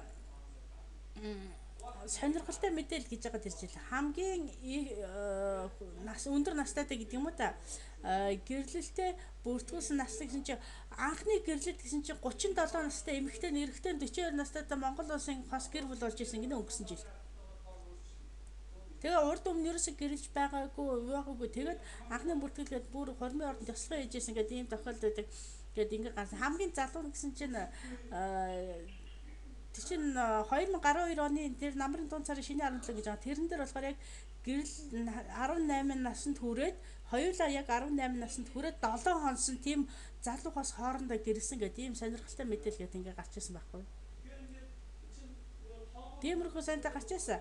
Гэхдээ нөгөө миний асуусан зүйл маань гэрлэлтийн насны доод хязгаар гэдэг үднээс яг би асууж байгаа байхгүй. Түүнээс 31-тэй дэ гэрэлж болно. Тэр бүйл 50-60-тай дааж гэрэлж болно. Тэр хүний л эрхээ асуудал. Одоо чинь хамгийн ойрын жишээ авах бол одоо энэ одоо шиний 17 гэдэг одоо энэ яриад байгаа энэ жилийн хэдэн тол гэлээ. Одоо манай төрсөн 34 настай анхныхаа гэрэлтийг хийх гэж байна. Миний доотлын төв батлахгүй. Эмхүү тогтлоо хийж байдаг. За гिचэл дараа. За Герман улсад энд одоо нэг тоо харагдаад байна. Дөө ууланд би хэрэндээ нуусан. Эмэгтэй нь 16, эрэгтэй нь өөр байдаг нас нь. Оохо.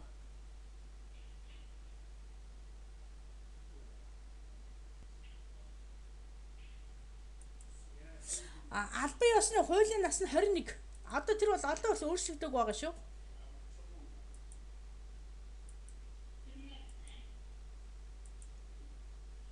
Нэг байгаа Германд.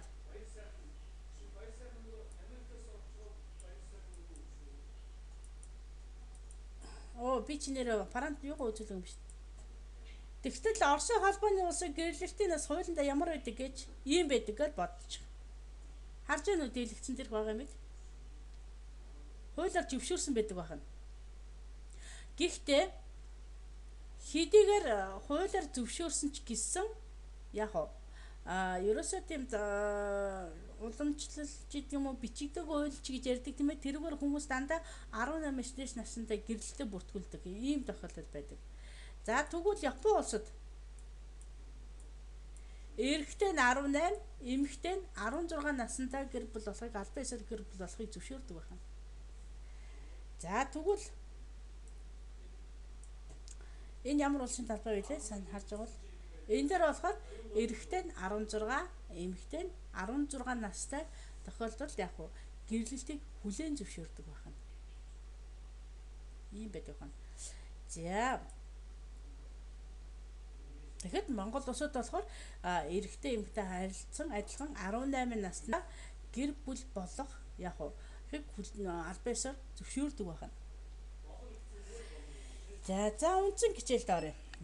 Одоо би түрүүн гэр бүлийн тухай яг үндсэн ойлголтуудыг өгсөн. Эрх зүйн талаас нь актуудыг танилцуулсан.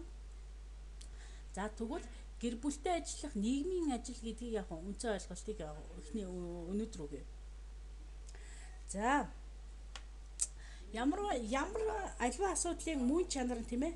Өөрөөр хэлбэл ямар ч асуудал үүссэн бай тухайн асуудлын мөн чанар нь маш олон талтай байдаг. Жишээ нь гэр бүлийн хүрээнд үүсэж байгаа асуудал гэж болно. Тэжээнд идэвхтэй холбоотой. Эсвэл тухайн гэр бүлийн гишүүдийн хин нэг нь ямар нэгэн байдлаар өвчин хуучтай болох. Эсвэл тухайн гэр бүлийн хооронд хүчирхийллийн ямар нэгэн хэлбэр гарах. Тийм ээ? Бие махбодын болон сэтгэл санааны ч юм уу. Энэ нь болохоор асуудал нь маш олон талтай байдаг. Яагаад ингэв? Ямар тохиолдолд бие биенээ тэжээнд итгэх тэр харилцаа тэжээнд итгэх үүрэг тийм ээ? Ямар асуудлаас үүдв? Энийг маань гэр бүлийн харилцаанд ч гэр бүлийн хүрээнд ч гэсэн яг адилхан яг бэрхшээлт асуудлууд олон талтай байдгаараа бас бусад эрх зүй, бусад харилцаанд мөн адилхан байдаг. За тэгвэл нийгмийн ажилтг хүн гэр бүлийн тай харилцах, гэр бүлтэй хамтарч ажиллахдаа ямар зорилтуудыг хангах ёстой вэ? Хангах үүрэгтэй вэ гэдгийг бас тодорхой заагаад өгсөн байдаг нийгмийн ажилтны хувьд. За хамгийн түрүүнд тухайн гэр бүлийн харилцаанд үүсэж байгаа сөрөг үзэгдэл, сөрөг үйл явдлыг багасгах, өөрөөр хэлбэл гэр бүлийн гишүүдийн альва нэгэн айдас түгшүүрийг багасгах ёстой байдаг.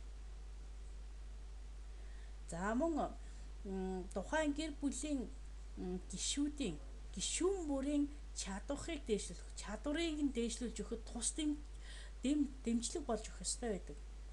Бага насны хүүхэд дээж байсан, за насан туршийн гэр бүлийн гишүүд дээж байсан, эсвэл тэр ахмад насны тухайн гэр бүл хамаарал ахмад насны тайж байсан харьцагтай тухайн хүнд байх ёстой чадварыг нь дээшлүүлж өгөх, хөгжүүлж өгөх үүрэг оролцоотой нийгмийн ажилтг хүн авалцах ёстой байдаг байна. Гэр бүлд ажиллахдаа.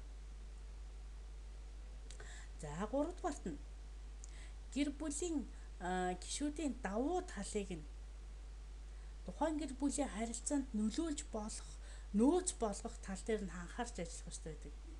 Тухайн гэр бүл яагаад цөрөг ямар нэгэн тийм айдас түгшүүртэй сөрөг үзэгдэл үйл явдал гаргахад тухайн гэр бүлийн тэр сөрөг үйл явцыг дарахын тулд тухайн гэр бүл ямар сайн талын нөлөөлөх хүч байна вэ гэдгийг нь олж харах. Тэрнтэй тулж тухайн гэр бүлийн харилцааг багасгах, айдас түгшүүрийг багасгахад гэр бүлийн гишүүн заашгүй анхаарч ажиллах ийм шаардлагатай байдаг байна. За мөн тухайн гэр бүлийн гишүүдтэй тийм ээ ямар бусад гишүүнтэйгээ гомдолтой тийм ээ тийм гонигтай байх нь энэ яач вэ? Гомдол гонига тийм ээ тайлахт нь нийгмийн ажилтг хүн заашгүй тусалж авах хэрэгтэй. Одоо чинь эцэгтэйгээ, ихтэйгээ ч юм эсвэл их нэртэйгээ ч юм хүртээгөө яаж харилцах вэ? Яаж гомдлоо тайлах вэ? Яаж асуудлаа шийдэх вэ гэдэгт нь гэр бүлийн гишүүн нийгмийн ажилтг хүн маань өөрийнхөө мэргэжлийн үүднээс туслах үүрэгтэй байдаг байна. За мөн гэр бүлийн харилцаанд ур чадварыг дээшлүүлэх, өөрөөр хэлбэл тухайн гэрийн гишүүний хувьд хийж гүйцэтгэж чадах чадварыг нь тухайн гэр бүлийг цааш нь сайн сайхан талаар нь үргэлжлүүлэх. Иймийн тулд тухайн гэр бүлийн гишүүн ямар чадварыг ашиглах вэ гэдгийг нь олдог. Тэрнийг нь хуваалцдаг, тэрнийг нь хөгжүүлж өгдөг юм байх хэрэгтэй байдаг. За гэр бүлтэй ажиллах нийгмийн ажил нь гэр бүлийн тийм ээ тухайн нийгмийн харилцааны мөн чанарыг тодорхойлж өгдөг бас тийм жижиг бичил орчин болж өгдөг. Тухайн гэр бүл ямар гэр бүл вэ? Тухайн гэр бүлийг нийгмийн харилцаанд яаж оролцох вэ? Энийг тодорхойлж өгдөг тийм ажил үргэл бол нийгмийн ажил болж өгдөг бас.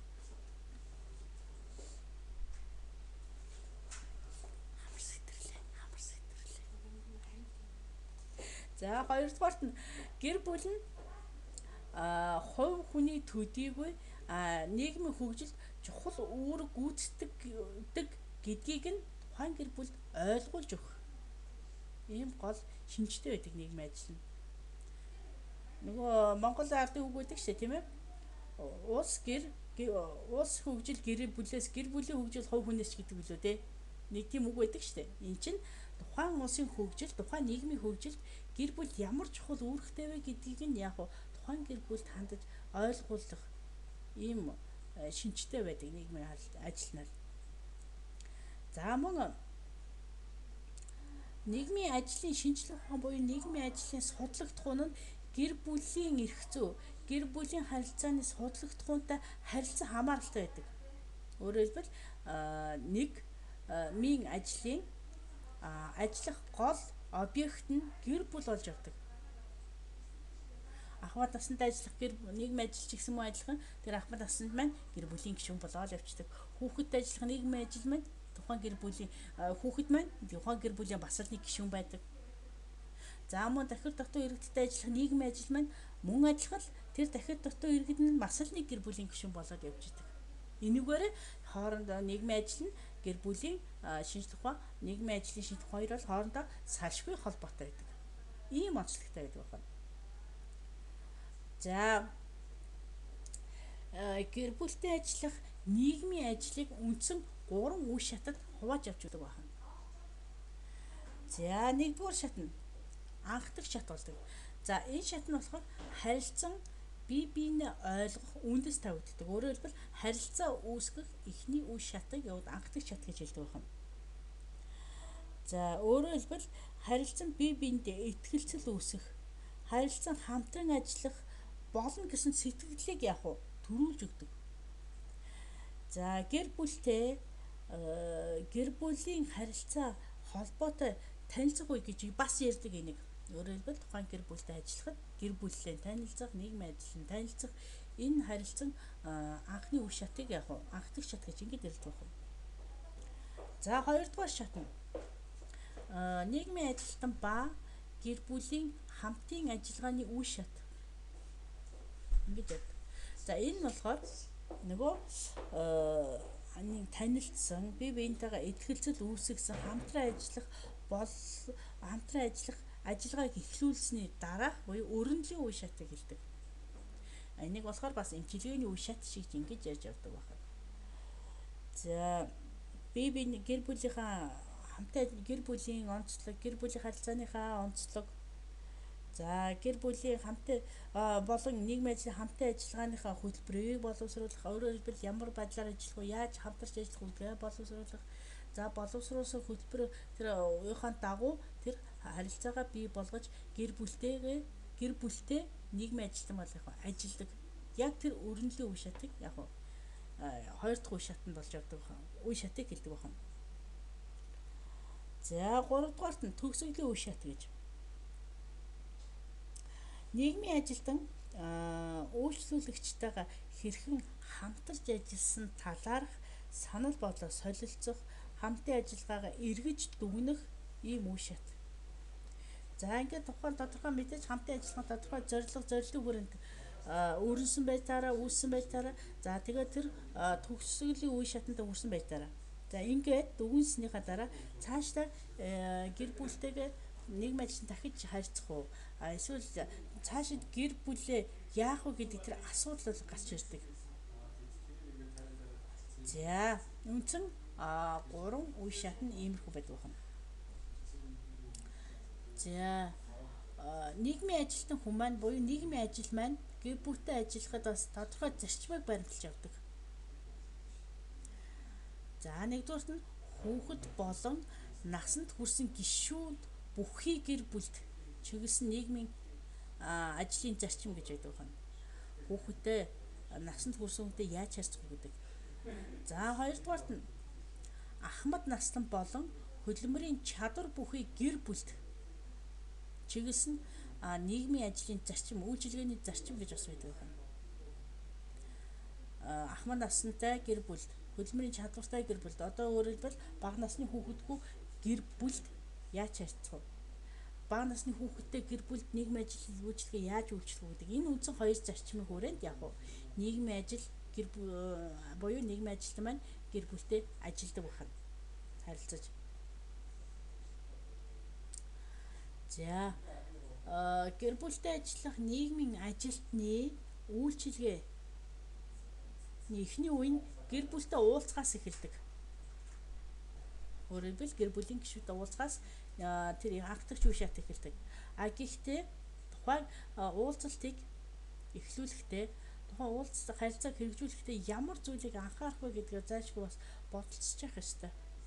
Юунд анхаарлаа хандуулах вэ гэдэг. За үүний нэгдүгürt нь болохоор тухайн гэр бүлийн гишүүнтэй ганцаарчилж уулзах уу эсвэл гэр бүлийн бусад гишүүнтэй хамт уулзах уу гэдгийг яг зайлшгүй бодолцох ёстой гэдэг. Бага насны хүүхэд гэр бүлийн хүчирхийлэлд өртөөд ямар нэгэн байдлаар халамж анхаарал хүсээд ингээд нийгмийн ажилтнтай харилцсан тохиолдолд мэдээж тухайн хүүхдийг ганцаарч уулзах уу эсвэл гэр бүлийн гишүүнтэй уулзах уу гэдгээр бодолцож заах ёстой л гэсэн. За мөн хоёрдугаарт нь тухайн гэр бүлийн гишүүдтэй хийх ярилцлагынхаа агуулга болон үйл явцыг тооцоолж явах ёстой гэдэг. За ямар сэдвээр эхэлж ярилцах вэ? За ямар сэдвээр үргэлжлүүлэх вэ? Гол сэдвтээ хизээ орох уу? Энийг бол зайлшгүй тооцоолж явах ёстой гэдэг. За мөн тухайн гэр бүлийн гишүүд тодтой ажиллахдаа бас цагийг нарийн баримталж явах ёстой гэдэг. За та тэдэн цаг дээр ирж идэх мөсөл би танд тэдэн цаг дээр очиж бол яг тэр үедээ очдог. За тэдний үед тийм ярилцлага агуулга эсвэл харилцаа үүсгэх тэр тохиролцох төлөвлөлт гишүүнтэй уулзахдаа хэдэн минут уулзах вэ? Эсвэл бүхэл хамт нь уулзахдаа хизээ уулзах, хаана уулзах гэдгээ нарийн тохирч тэрийг яг цагийн дагуу баримталж явах хэрэгтэй байдаг.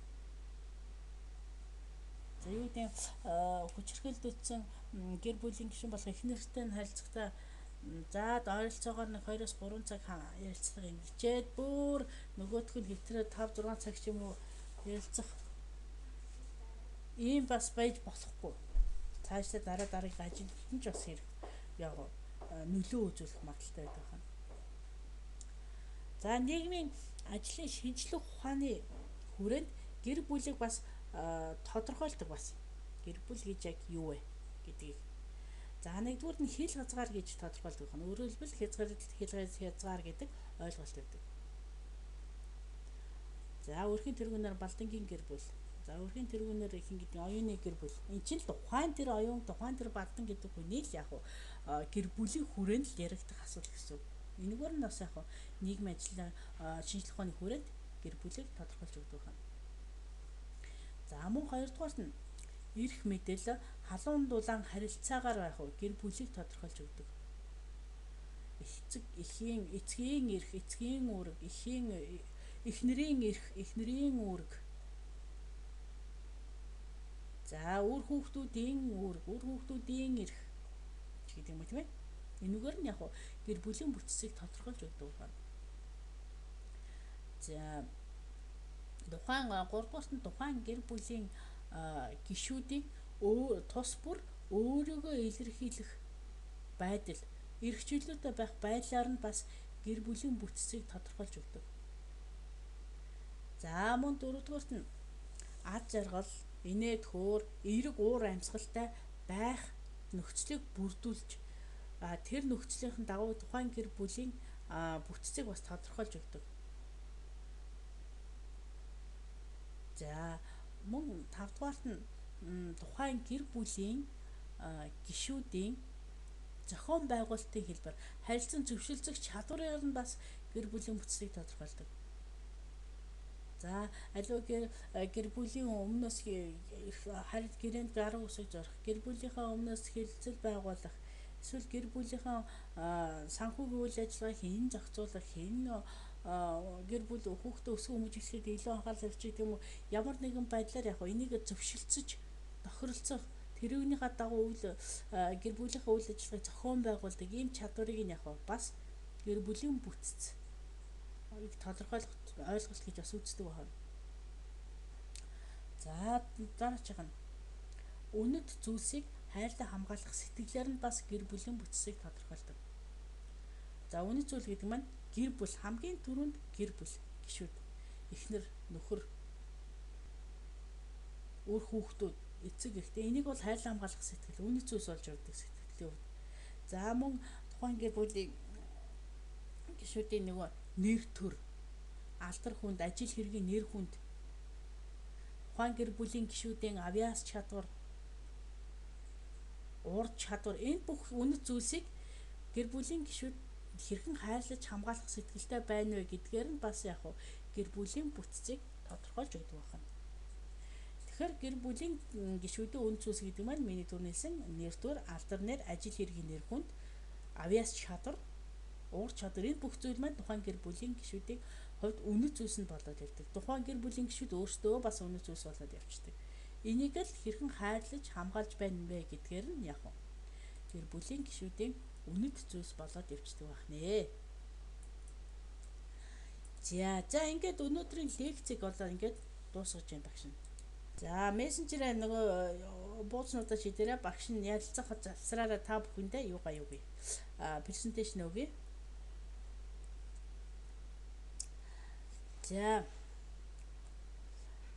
За багш нэг зүйл та бүхэнд бас хэлэх гэсэн юм аа. Юуны захирамж гарсан байна. Төлбөрөө хийгээгүй байгаа оюутнууд, хийж амжаагүй байгаа оюутнууд хичээлдээ суулгахгүй байх гэдэг нэг тиймэрхүү утгатай захирамж гарсан байна хүүхдүүд те. Тийм нэг захирамжийн үднээс дараа хичээл орохдоо бас төлбөрөө хийчээд бас хичээлдээ орохыг бодоорой гэдгийг багш нь хэлээ заяа. Тийм хүүхэд байгаа бол за тэрийг багш нь мэдэхгүй наа. Багш нь бол тиймэрхүү л юу хэллээ. Тэгээд яг мэдээж хийсэн байх байлгүй дээ та нар. Хийгээгүй хүүхдүүд нь байвал одоо яаралтайхан төлбөрөө хийгээрэй л гэдгийг багш нь хэлж шүү. За байж байгаа багш нэг юугаа хайж байна.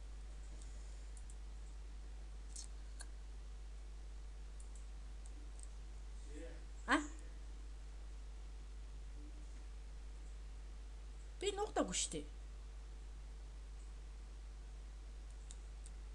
Офлайн болчихё. Би байна хөө. Яагаад бол уул нь би шав шарал байна да. Яг гоо цэцгэн дунд нэг хүүхэн зогсож гэнэ үгүй юу?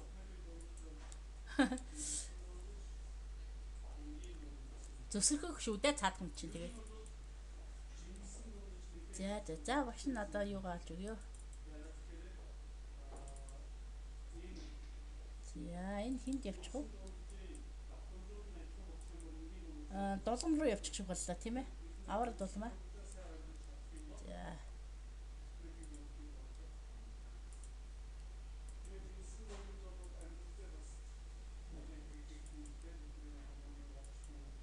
За ингээд авч байгаа бус нь яг л явна. За саяны миний албан ёсны үг бас хэл бодолцоорой та хэд заяа. За одоо нөгөө ярих гэсэн юм ярьсан хүүхдүүд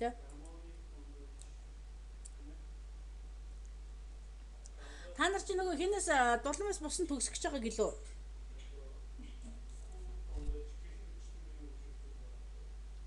Сэдвээ ерөнхийдөө тодорхой болгож ерөнхий таймаа эхлээ гаргасан та нар.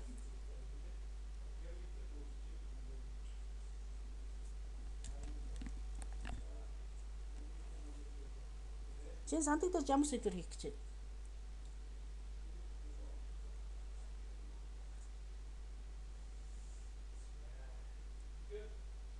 Сони яах вэ? Хэрвээ чи өөрөө сонирхоод тийм ээ ер нь сантагд орж ихэхгүй бус нь яг адилхан өөрөө сонирхоод хүсээд хийж чадна л гэж үзвэл хийх л хэрэгтэй.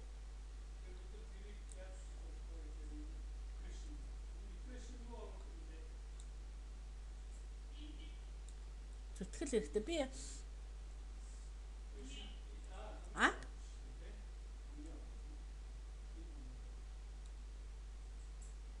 одоохондоо надад яг та нар өнөөдөр ярьсан болохоор гэхдээ нэг юм та хэдэд бас нэг одоо чи юу Солонгост тэрэ байгаа бол Солонгост байхгүй байсан ч гэсэн нэг олзуурах хүчтэй тал нь харьцуулсан судалгаа хийхэд сайхан шлээ. Ямар нэг ахмад насны ч гэдэг юм уу, ямар нэг хөгжим бэрхшээлтэй иргэн ч гэдэг юм уу, эсвэл ямар нэг өрөх толгойсон эмэгтэй ч гэдэг юм уу тийм ээ. Тэрнтэй холбоотой сэдв аваад Монгол улсын хувьд Солонгос улсын хувьд гээд харьцуулсан судалгаа хийх юм бол гоё юм гарч ирэндээ. Та нарт боломж өсөөгөө байхгүй. Таад бас Солонгос хэлтэй Солонгосоор яаж бичин те. Болно шүү дээ тийм сэдв. За. Би ширээ зогсоолаа.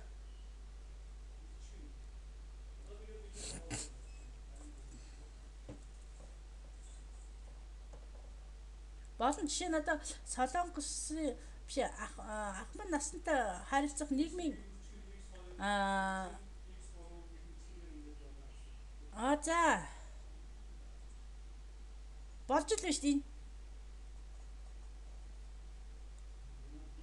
Энэ хоёр нэр юм уу тийм ээ? Халамжийн тогтолцооны эрт баяд үү?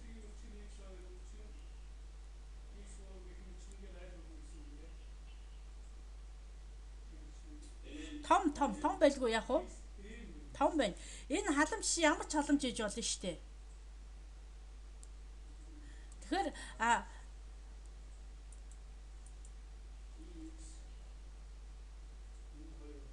Тэгэхдээ энийг бас ингэж бас магадгүй хөө гинэ.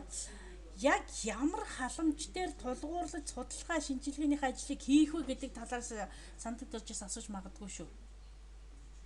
Тэгэхээр яг доотлынхан шиг жишээ нь гэр бүлийн хүрээнд ч гэдэг юм уу, эсвэл ахмад насны хүрээнд ч гэдэг юм уу, эсвэл дахир дутуу иргэдийн хүрээнд ч гэдэг юм уу, тэрийг тодруулж өгвөл бас зүгээр. Тий. Доотлынхан ч зүгээр шүү дээ. Энэ бол одоо 20 дугаар зуун гэдэг чинь маань яг л 1900 оны үе үсттэй тийм ээ. Энд бол гэр бүлийн халамжтай холбоотой маш олон одоо чи нөгөө юунаас ардчлал хувьсгал мандат 21 оноос хойш ялангуяа маш их тогтолцоо хууль дүрм журам гарсан шүү дээ. Дайнд амрагдсан гэр бүлийн ар гэрийн халамжийн үйлчилгээ гэх шиг мөн өргөт толгоос эмэгтэйчүүд эсвэл хүүхдүүд гэдэг ялангуяа 1921 оноос хувьсгал гараад нөгөө засаг тогтсноос хойш гэр бүлийн харилцаа ялангуяа үнчин ядуу үйлчлэх тусламж үйлчилгээ мус гэр бүлийн гишүүд үйлчилгээ гэдэг маш их нөгөө тогтоомж хуулиуд их албан ёсоор гарч ирсэн учраас энэ бас яг түүхжилсэн байдлаар судалгаа хийсэн юм байна л да тийм ээ. Хийгэл юм байна. Төвхтэй байдаг гэж юу? За наадах чинь тэгвэл юм байгаа хөө. Би та нарт нэг даалгавар өгөж байгаа шалгаагүй. Хуулийн сайттай болоо. Албан ёсны нөгөө юутай бол гэдэг нэг юмнаас татаж аваа. Гэт нөгөө винраар. За тэрнийг үз. Тэрэн дотор 1924 оны үндсэн хуулиас хойш бүх хууль тогтоомжууд байгаа шүү. Олон улсын гэрээ. Чи нэг өдөр тухтайхан шиг сууж агаад үзээрэй. Тэнд байна уу үз. Гэр бүлтэй холбоотой ямар асуудлууд байна гэдэг үзээрэй. Тэгээ хэрэг байвал чиний хувьд энэ яг одоо энэ хоёр дахь сэдв байна шүү дээ. Гэр бүлийн хүрээнд гэсэн. Энэ сэдв маань ер нь л ингэ түүхжилсэн судалгаа, харьцан судалгаа хийсэн байх ховор шүү. Яг үнийг хэлгээд. Тэгэхээр чи энийг нэг үзээрэй. Тэгээд эн чинь гэр бүлийн яг халамж гэж байгаа нийгмийн ажил гэж байгаа хамгаалал гэж байгаа эцэст нь энэ бүхэн чинь хууль дүрм журам гэрээн дээр тогтож л үйл ажиллагаа явуулдаг учраас гэр бүлийн эрх зүйтэй холбоотой чи Монголд байгаа бүр Азтай гэр бүлийн эрх зүйтэй холбоотой ямар ном сурах бичиг байна тийм ээ. Тэр болгоныг эн чи үзэж судлах боломж чамд гараад ирчихэж байгаа байхгүй. Тэгэхээр чи эхлээд тэр хуулиа үз. Ямар ном байна? Халамжийн үйлчилгээ ба шинжилгээ асуудал энийг яг үнэндээ судалгаа хийсэн ажлууд байгаа байхаа. Надад бас гэж би бодож байна. Миний санал юм байна. Санд дурж байна.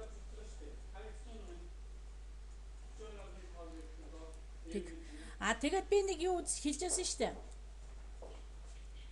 Нөгөө нэг юу хэлжсэн шүү дээ. Нөгөө номын сангийн сайтар үзэрэг сандагдаж ялангуяа илүү тогтоож авчихсан баха. Нөгөө хүүхдийн ном орны тэр мөрөн дээр үзээрэй. Сурах бичиг ном ямар нь хараарай. Ийм бай. Болж наад хоёр сэдвийн аль нэгэн дээр л доктороо дипломын ажлыг юу яах та хийхтэй заяа. Тэгээ миний санал бол юм байна. За бусд нь яаж вэ?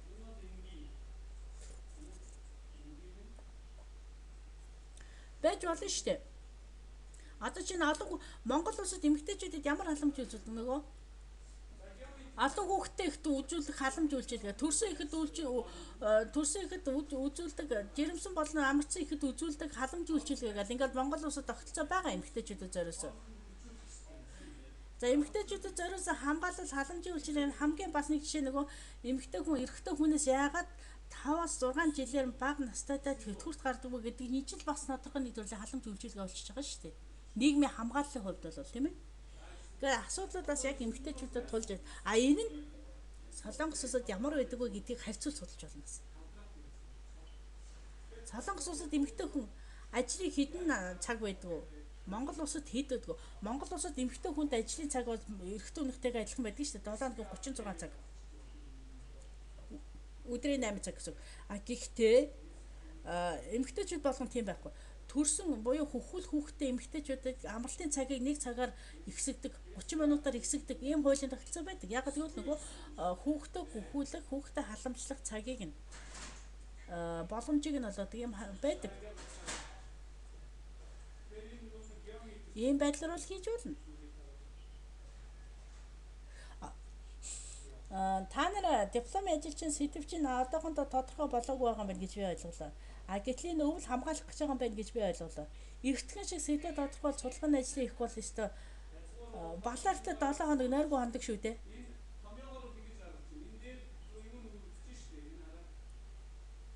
За.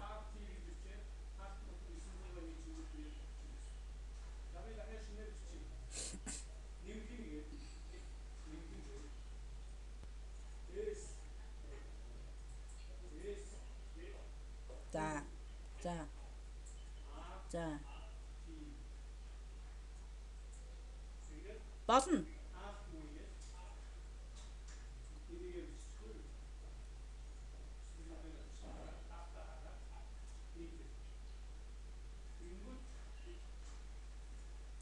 Зөв. Тэгвэл санал болгоно гэдэг маань та нарыг болохоор хүснээ сонгох хэрвээ энэс сонгохгүй ч байж болно гэдэг эрхийг олгочихж байгаа байхгүй.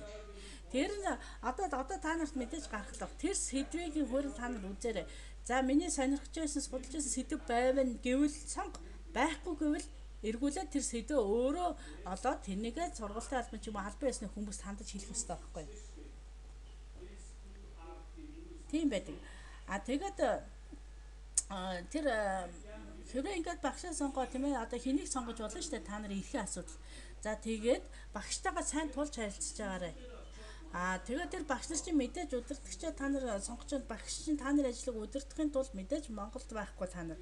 Тэгэхээр Монгол байгаа холбоотой мэдээлэл юу вэ? Тэрийг нь бас мэдээж олж өгөхийг хичээнэ.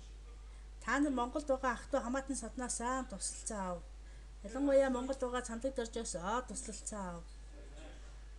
Болно шүү дээ. Хамгийн гол нь эртхэн л асуудлаа сонгоод заавал тэр санал болгож байгаа сэдвийг хүлээгээд сэдвээ сонгохгүй суугаад иж бас болохгүй. Одоо чинь самдаг дөрж бол тогтцсон байж энэ хоёр сэдвийн аль нь дээр вэ гэдэг нь тогтцсон л байгаа байхгүй. Ийм байж болно гэсэн.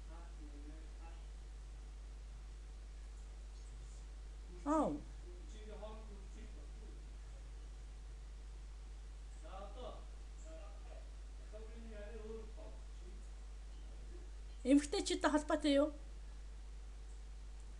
Яг албан ёсны оноос нь ирэх биш. Ерөнхийдөө сэдвийн зорилго юуг олчих хэрэгтэй.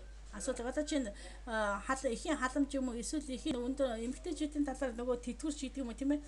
Ямар ч үж болно. Сэдвийн яг гарчиг нь албан ёсны гарчиг нь өөрчлөгдөх тохиолдол байдаг шүү. Тэгэхээр яг оноос ингэж хэлж болохгүй. Эмэгтэйчүүдэд үзүүлэх халамжийн үйлчилгээг харьцуулан судалсан чиглэм ерөнхий сэдв авчих хэрэгтэй байхгүй. Тэгж яагаад ашиглах материал судалгааны юу олдож байна? Одоо чинь олдоод эсвэл нөгөө үзэж харж байхад нэг сонирхолтой яг эмэгтэйчүүдтэй холбоотой сонирхолтой ч юм уу эсвэл судлах шаардлагатай гэсэн халамжийн үйлчилгээний төрөл гараад ирж болно шүү. Тэгэхээр нөгөө гарчиг чинь дахиад солигдно. Тэгэхээр яг оноос гарчиг гэж бас хийж болохгүй. Ерөнхийдөө л болоод чи хин сая эмэгтэйчүүдийг чин яриад байна. Солонгоо ярьж байна уу хин ярьж байна? Тэгэхээр эмэгтэйчүүдэд үзүүлэх нийгмийн халамжийн үйлчилгээ гэдэг ерөнхий сэдвийг бодоод хэрэв эмэгтэйчүүдтэй холбоотой судалгааг бодоод яг ямар материалууд байна, ямар халамж үйлчилгээ гэдгийг эхлээд судлах хэрэгтэй. Өөрөөр хэлбэл нөгөө мэдээллийн судалгаа боловсруулах гэдэг нэг төлөвлөгөө байдгийг диплом ажил. Тэрний дагуу ямар ном сурах бичиг болох нь, ямар хууль дүрм, ямар одоо та нарт л хамгийн боломжтой нь интернет сайт л байна шүү дээ. Үзээрэй. За тэгээд яг баталгаатай албан ёсны юунууд байна шүү дээ. Монголын эмэгтэйчүүдийн холбооны албан ёсны. Одоо ялангуяа Монголын эмэгтэйчүүдийн холбооны 90 жилийн ой болж байгаа. Монгол улсад. Тэгэхээр Монголын эмэгтэйчүүдтэй холбоотой одоо тэр холбооных нь албан ёсны сайт руу ч юм албан ёсны баримт бичгээр нь ороод үзээрэй. Тэгвэл яг эмэгтэйчүүдтэй ямар халамжийн үйлчлэг илүү дутагдж юм бол чинь маш хурцаар тавигдан да. Наадах чи. Сүүлийн үед одоо ялангуяа энэ 7 хоногт маш их. За. За.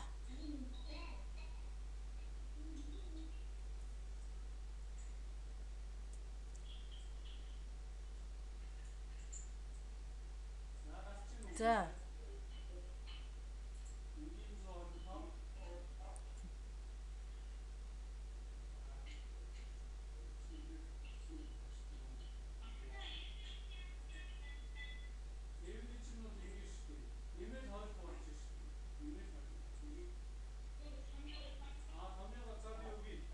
Үгүй асрамжийн газар амьдрагсад гэж ярьдаг юм билээ.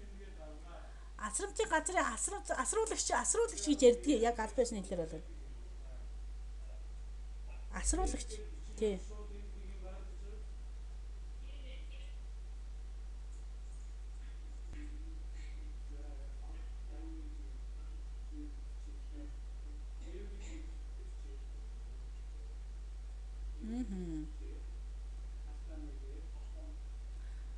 За тийм байж Солонгос бол боломжтой Монголд энэний талаар судалгаа их боломжтой юм байна уу гэдгээ чи сайн бодож үзээрэй.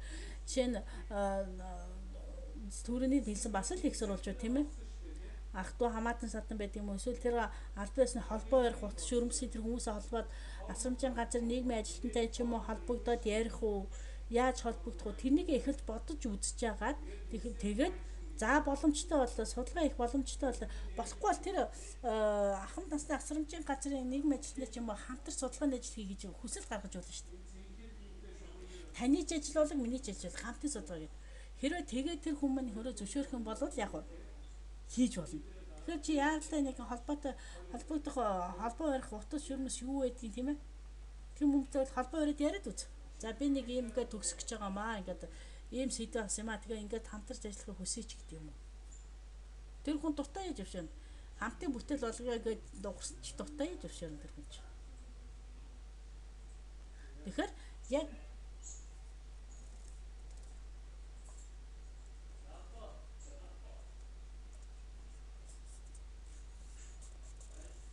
за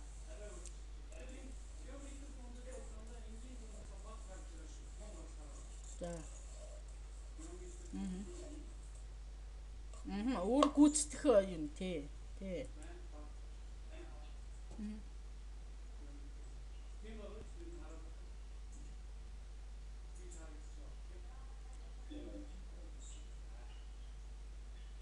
Ганцаардл дээр асрамжийн газар орно гэж юу? Асрамжийн газар гэдэг чинь мэдээж тэр Солонгос тийм тогтолцоо байдаг юм байна те. Ойлголоо. Оо за. Асрамж. Оо за. Монгол тийм тогтолцоо одоо ганцаардлын асуудал гэдэг асуудал бараг байдаггүй. Их сонио. Ер нь би их ховор сонсч ирсэн юм байна. Их л ховор сонсч ирсэн байна наадах чи. Тий. Наа чин бас судлаа гараад ирвэл бас л сонирхолтой юм байна. Чи сайн бод. Одоо чи ойрын нэг 7 хоногтой бод. За тэгээд би ч яг амар өөртөө тэнэг өөртөө. Яг ямар ч байсан би ч гэсэн өөрийнхөө сувгаараа болоод холбоотох утас шөрмөсөл чамд олж өгье. Чи яриа дуулзах веб хаяг маяг, мэйл хаяг маяг юу байдгийг. Ингээ хүсэлт гаргаад үз. Зөвшөөрөл тэрийгэ хийсэн болох юм байна. Одоохон шийдэхгүй бол одоо тэгэл 9 10 11 12 сар юу авах вэ? Дорно шүү дээ.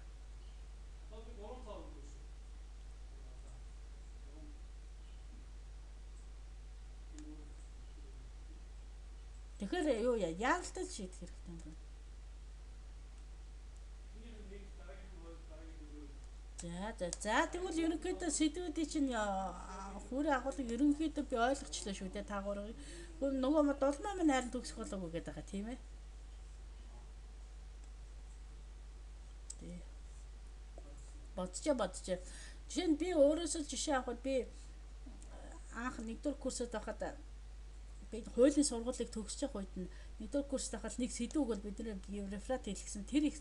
Тэрэн дээрээс тулгуурлаад ангийн ажил, курсын ажил, диплом ажил гэл ингээл явцсан шүү дээ. Одоо тэрийг магистр хамгаалсан бүр нэг сэдвэр. Тэгэхээр зэрэг яг сайн бодож байгаа л тухайн сэдв эхнээс нь л нухаад байвал, эртгэл нухаад байвал бас зүгээр байдаг. Бүр 7 хоногийн өмнө сэдвээ солих тохиолдол гардаг. Тийм байдал гарахгүй тул та нар яг саяны шиг сайн бодоод яаралтай эртгэхийн шиг л асуудлаа шийдээд тогтчих хэрэгтэй. Одоо наран туяа асуудалтай юм байна. За солонгийн асуулт ерөнхийдөө болчих байхаа. Ерөнхийдөө сэдвээ ерөнхийдөө аваад судалгааны материал.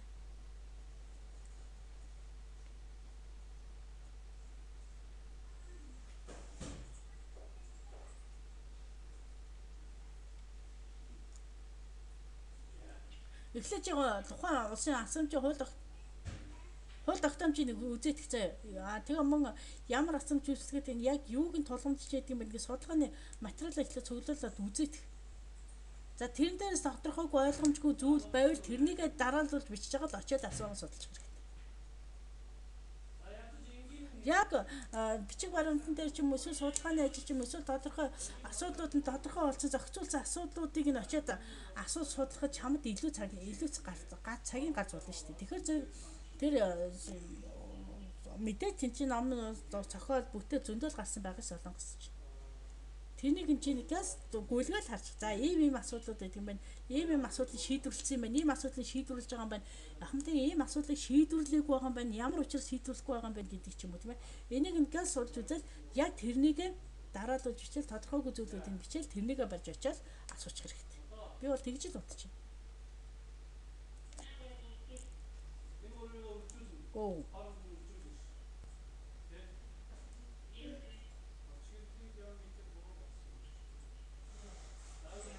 За эмнэлгийн нийгмийн ажилтан бол яг нийгмийн ажлын шинжилгээ ухаанаас хойш нэлээд шинэ эмнэлгийн шинэ судлагдсан болохоор энэ материал за би багтал гэж бодож байна. Нийгмийн ажлын үндсэн ойлголтын дээр тулгуурлаад тэрэн дээр ангаа ухааны талаар нэг тодорхой ойлголтуудыг судалж өгсөн тийм л байгаа. Монголд ч бас тийм байгаа. Эмнэлгийн биш сургуулийн нийгмийн ажил бол хамгийн түрүүнд судлагдчихсан нийгмийн ажлын нэг Монголд орж ирсэн шинжилгээс мөн эмэгтэйчүүдэд ажиллах, гэр бүлтэй ажиллах, ахмад насанд ажиллах гэж байгаа сүүлийн үед л тэр эмнэлгийн нийгмийн ажил, өөр юуны нийгмийн ажил гэлээ. За нэг шинэ арай л илүү залуу байгаа. Тэгэхээр материал жоохон бага байх гэж би бодож шүү. Хэрвээ зориглоод энэ дээрээс бүр болно шүү дээ. Наа чинь бол айгүй материал чинь олон судалгааны ажиллаж болдог магадлалтай. Өөрөө ч судалгаа хийж шүү. Тийм болвол амжтай. За тэгэхээр нэг даруул тэгэл одоо судалгааныхаа материалыг яаралтай цуглуул.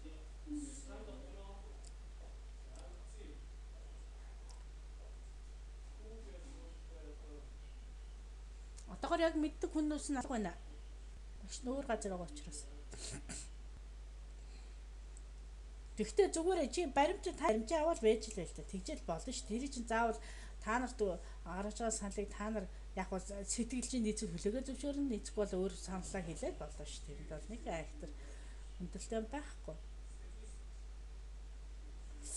Хүүхэд хамгаалал гэдэг сэдвээр одоо дипломын ажил төвчл хүүхэд хамгаалалтаа олон судалгааны ажил бас байдаг. Хүүхэд хамгааллаас ямар сэдвийг илүү төлхөд үзэх вэ гэдэг өөрчлөлттэй холбоотой ч гэдэг юм уу.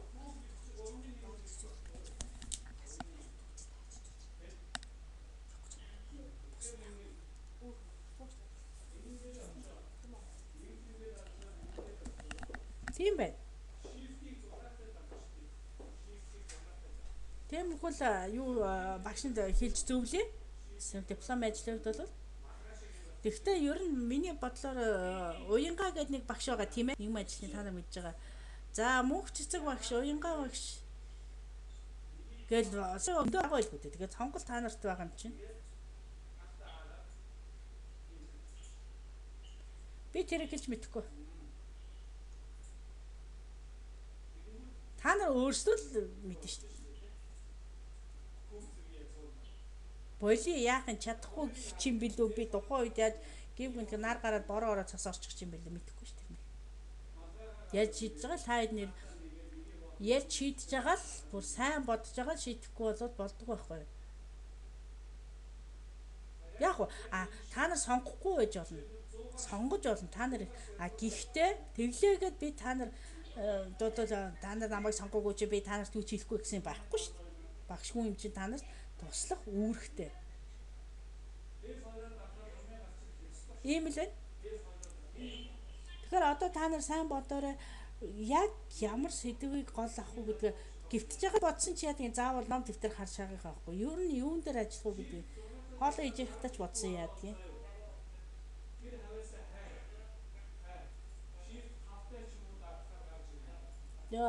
Би саяхан жолооныхоо үнэмлэхийг авсан жолооныхаа шалгалт өгсөн. Гэхдээ миний хамгийн голын би бас ингэ хоолоо ээж явахдаа хоолныхоо тагийг эргүүлжсэн. Тэрүүгээрээ би жолоондоо тэнцсэн шүү дээ.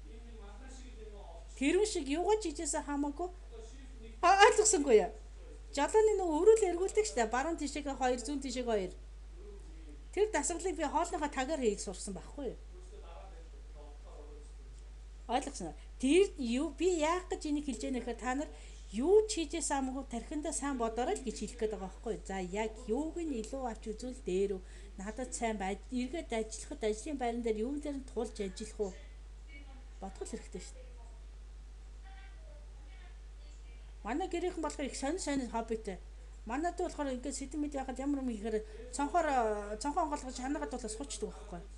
Юу харж байна? Айлуудын гэрэл харж байна. Дотроос нэг сэдв гарч ирдэг гэдэг. Ийм сонь. За жишээ нь би их л жолоон тэгж чадах төгөө тэнцэж байгаа. Тэр шиг та нар юу ч хийжсэн л хамаагүй л сайн бодолцоорой л гэж би хэлээд байгаа байхгүй юу?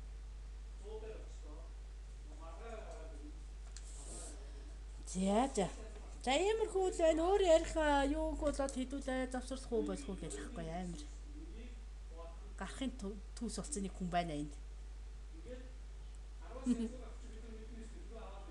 Тэгээ хэдүүлээ маргааш ярилцсан. Нөгөө өдөр ч юм уу 5 дахь өдөр ч юм ингээд мэйл зээл мессенжер энэ төр байгаа юм чи юу яахгүй багш ч гэсэн нэр нийгмийн ажлын диплом ажлын сэдвүүд би нэг надад байнгүй юу компьютерт үзэж байгаа байвал бас дараад бол нэг иймэрхүү сэдвүүд байна гэд одоо та нартай ярьж байгаа сэдвтэй чинь ярилцсан сэдв байж бас магадгүй шүү дээ. Тийм ээ. Тэгээ багш нь огч жагаад нэг гаргаж ирээд та нарт нэг үзүүлээд хий заяа.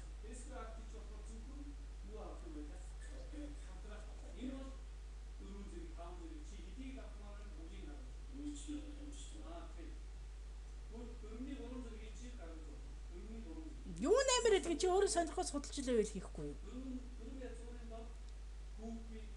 Ахад юу гэдгийг чи боддоо за би тэгвэл дахиад өөрөөр жишээ авъя заяа.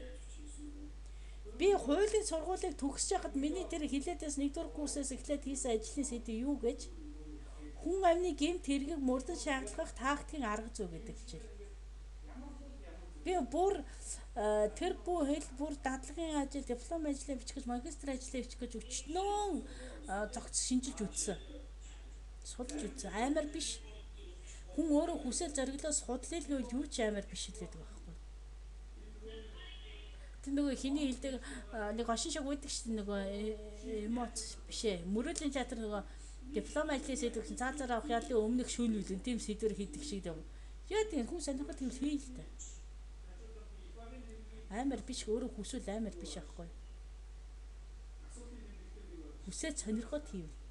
Даанч би тэр сэдвээ сүүлд нь нөгөө оюуны ихээр бусад алтчаад сүүлдээ маргасаар гоод өөрхөн патент болгоод авсан ч гэсэн тэрүүгээр ажиллаж чадаагүй тэр л харамсалтай. Тийм л байдаг. Багш нь тэрийг сайн бодож агаад судалж байгаа одоо шууд амар хэлж болохгүй.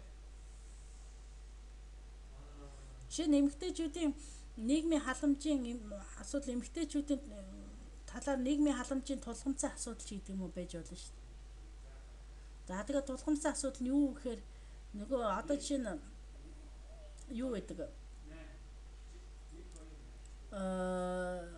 төрсөн жирэмсэн болон төрсний дараах хүүхэд тасрах хугацаанд ямар нэгэн халамж үйлчилгээнээс хоцрох нь үйлчилгээ илүүдж үү дутж үү гэдгийг судалж болно шээс. Иймэрхүү байдлаар бас хийж болно. Эсвэл ахмад наснд үйлчилгээний төрөл зүйлийг боловсронгуй болгох нь ч гэдэг юм уу. Одоо чи тэр ганцаардлын үйлчлэгээр Солонгос хот Монгол тийм юм байдгүй буюу гэдгийг чинь бас бодлоход иймэрхүү байдлаар сэдвийг гачиг бол тодорхой бас ярьж хэлээд ерөнхийдөө ярьж хэлээд тэрнийг илүү тодорхой болгоод яаж болно. Иймэрхүү тань хүүхдүүдээ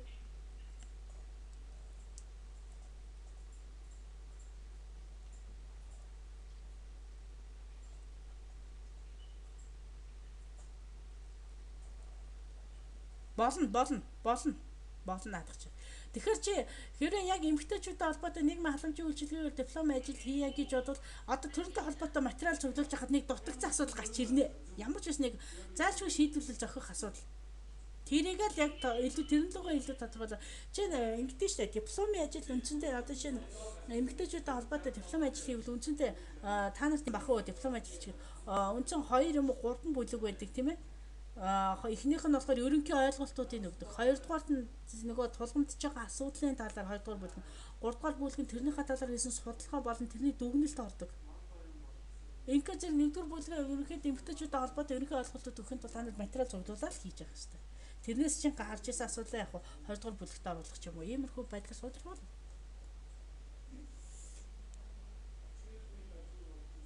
Иймэрхүү л Гэхдээ санаа алдах юм байхгүй та нар тэгээд сайхан бодол хийзээ.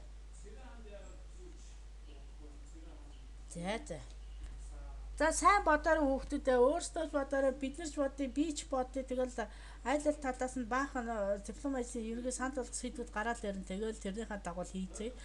Тэр нь хэрэг болохгүй л өөрсдийнхөө л хийнэ тийм ээ. Ийм л ээ. За хэдүүл одоо ингээд завсарлаа да. Яриад миний хоолой гатаал байна. Одоо ноолгоо нарахгүйс гарч. За ингээд сайхан амраарай хүүхдүүдээ. За.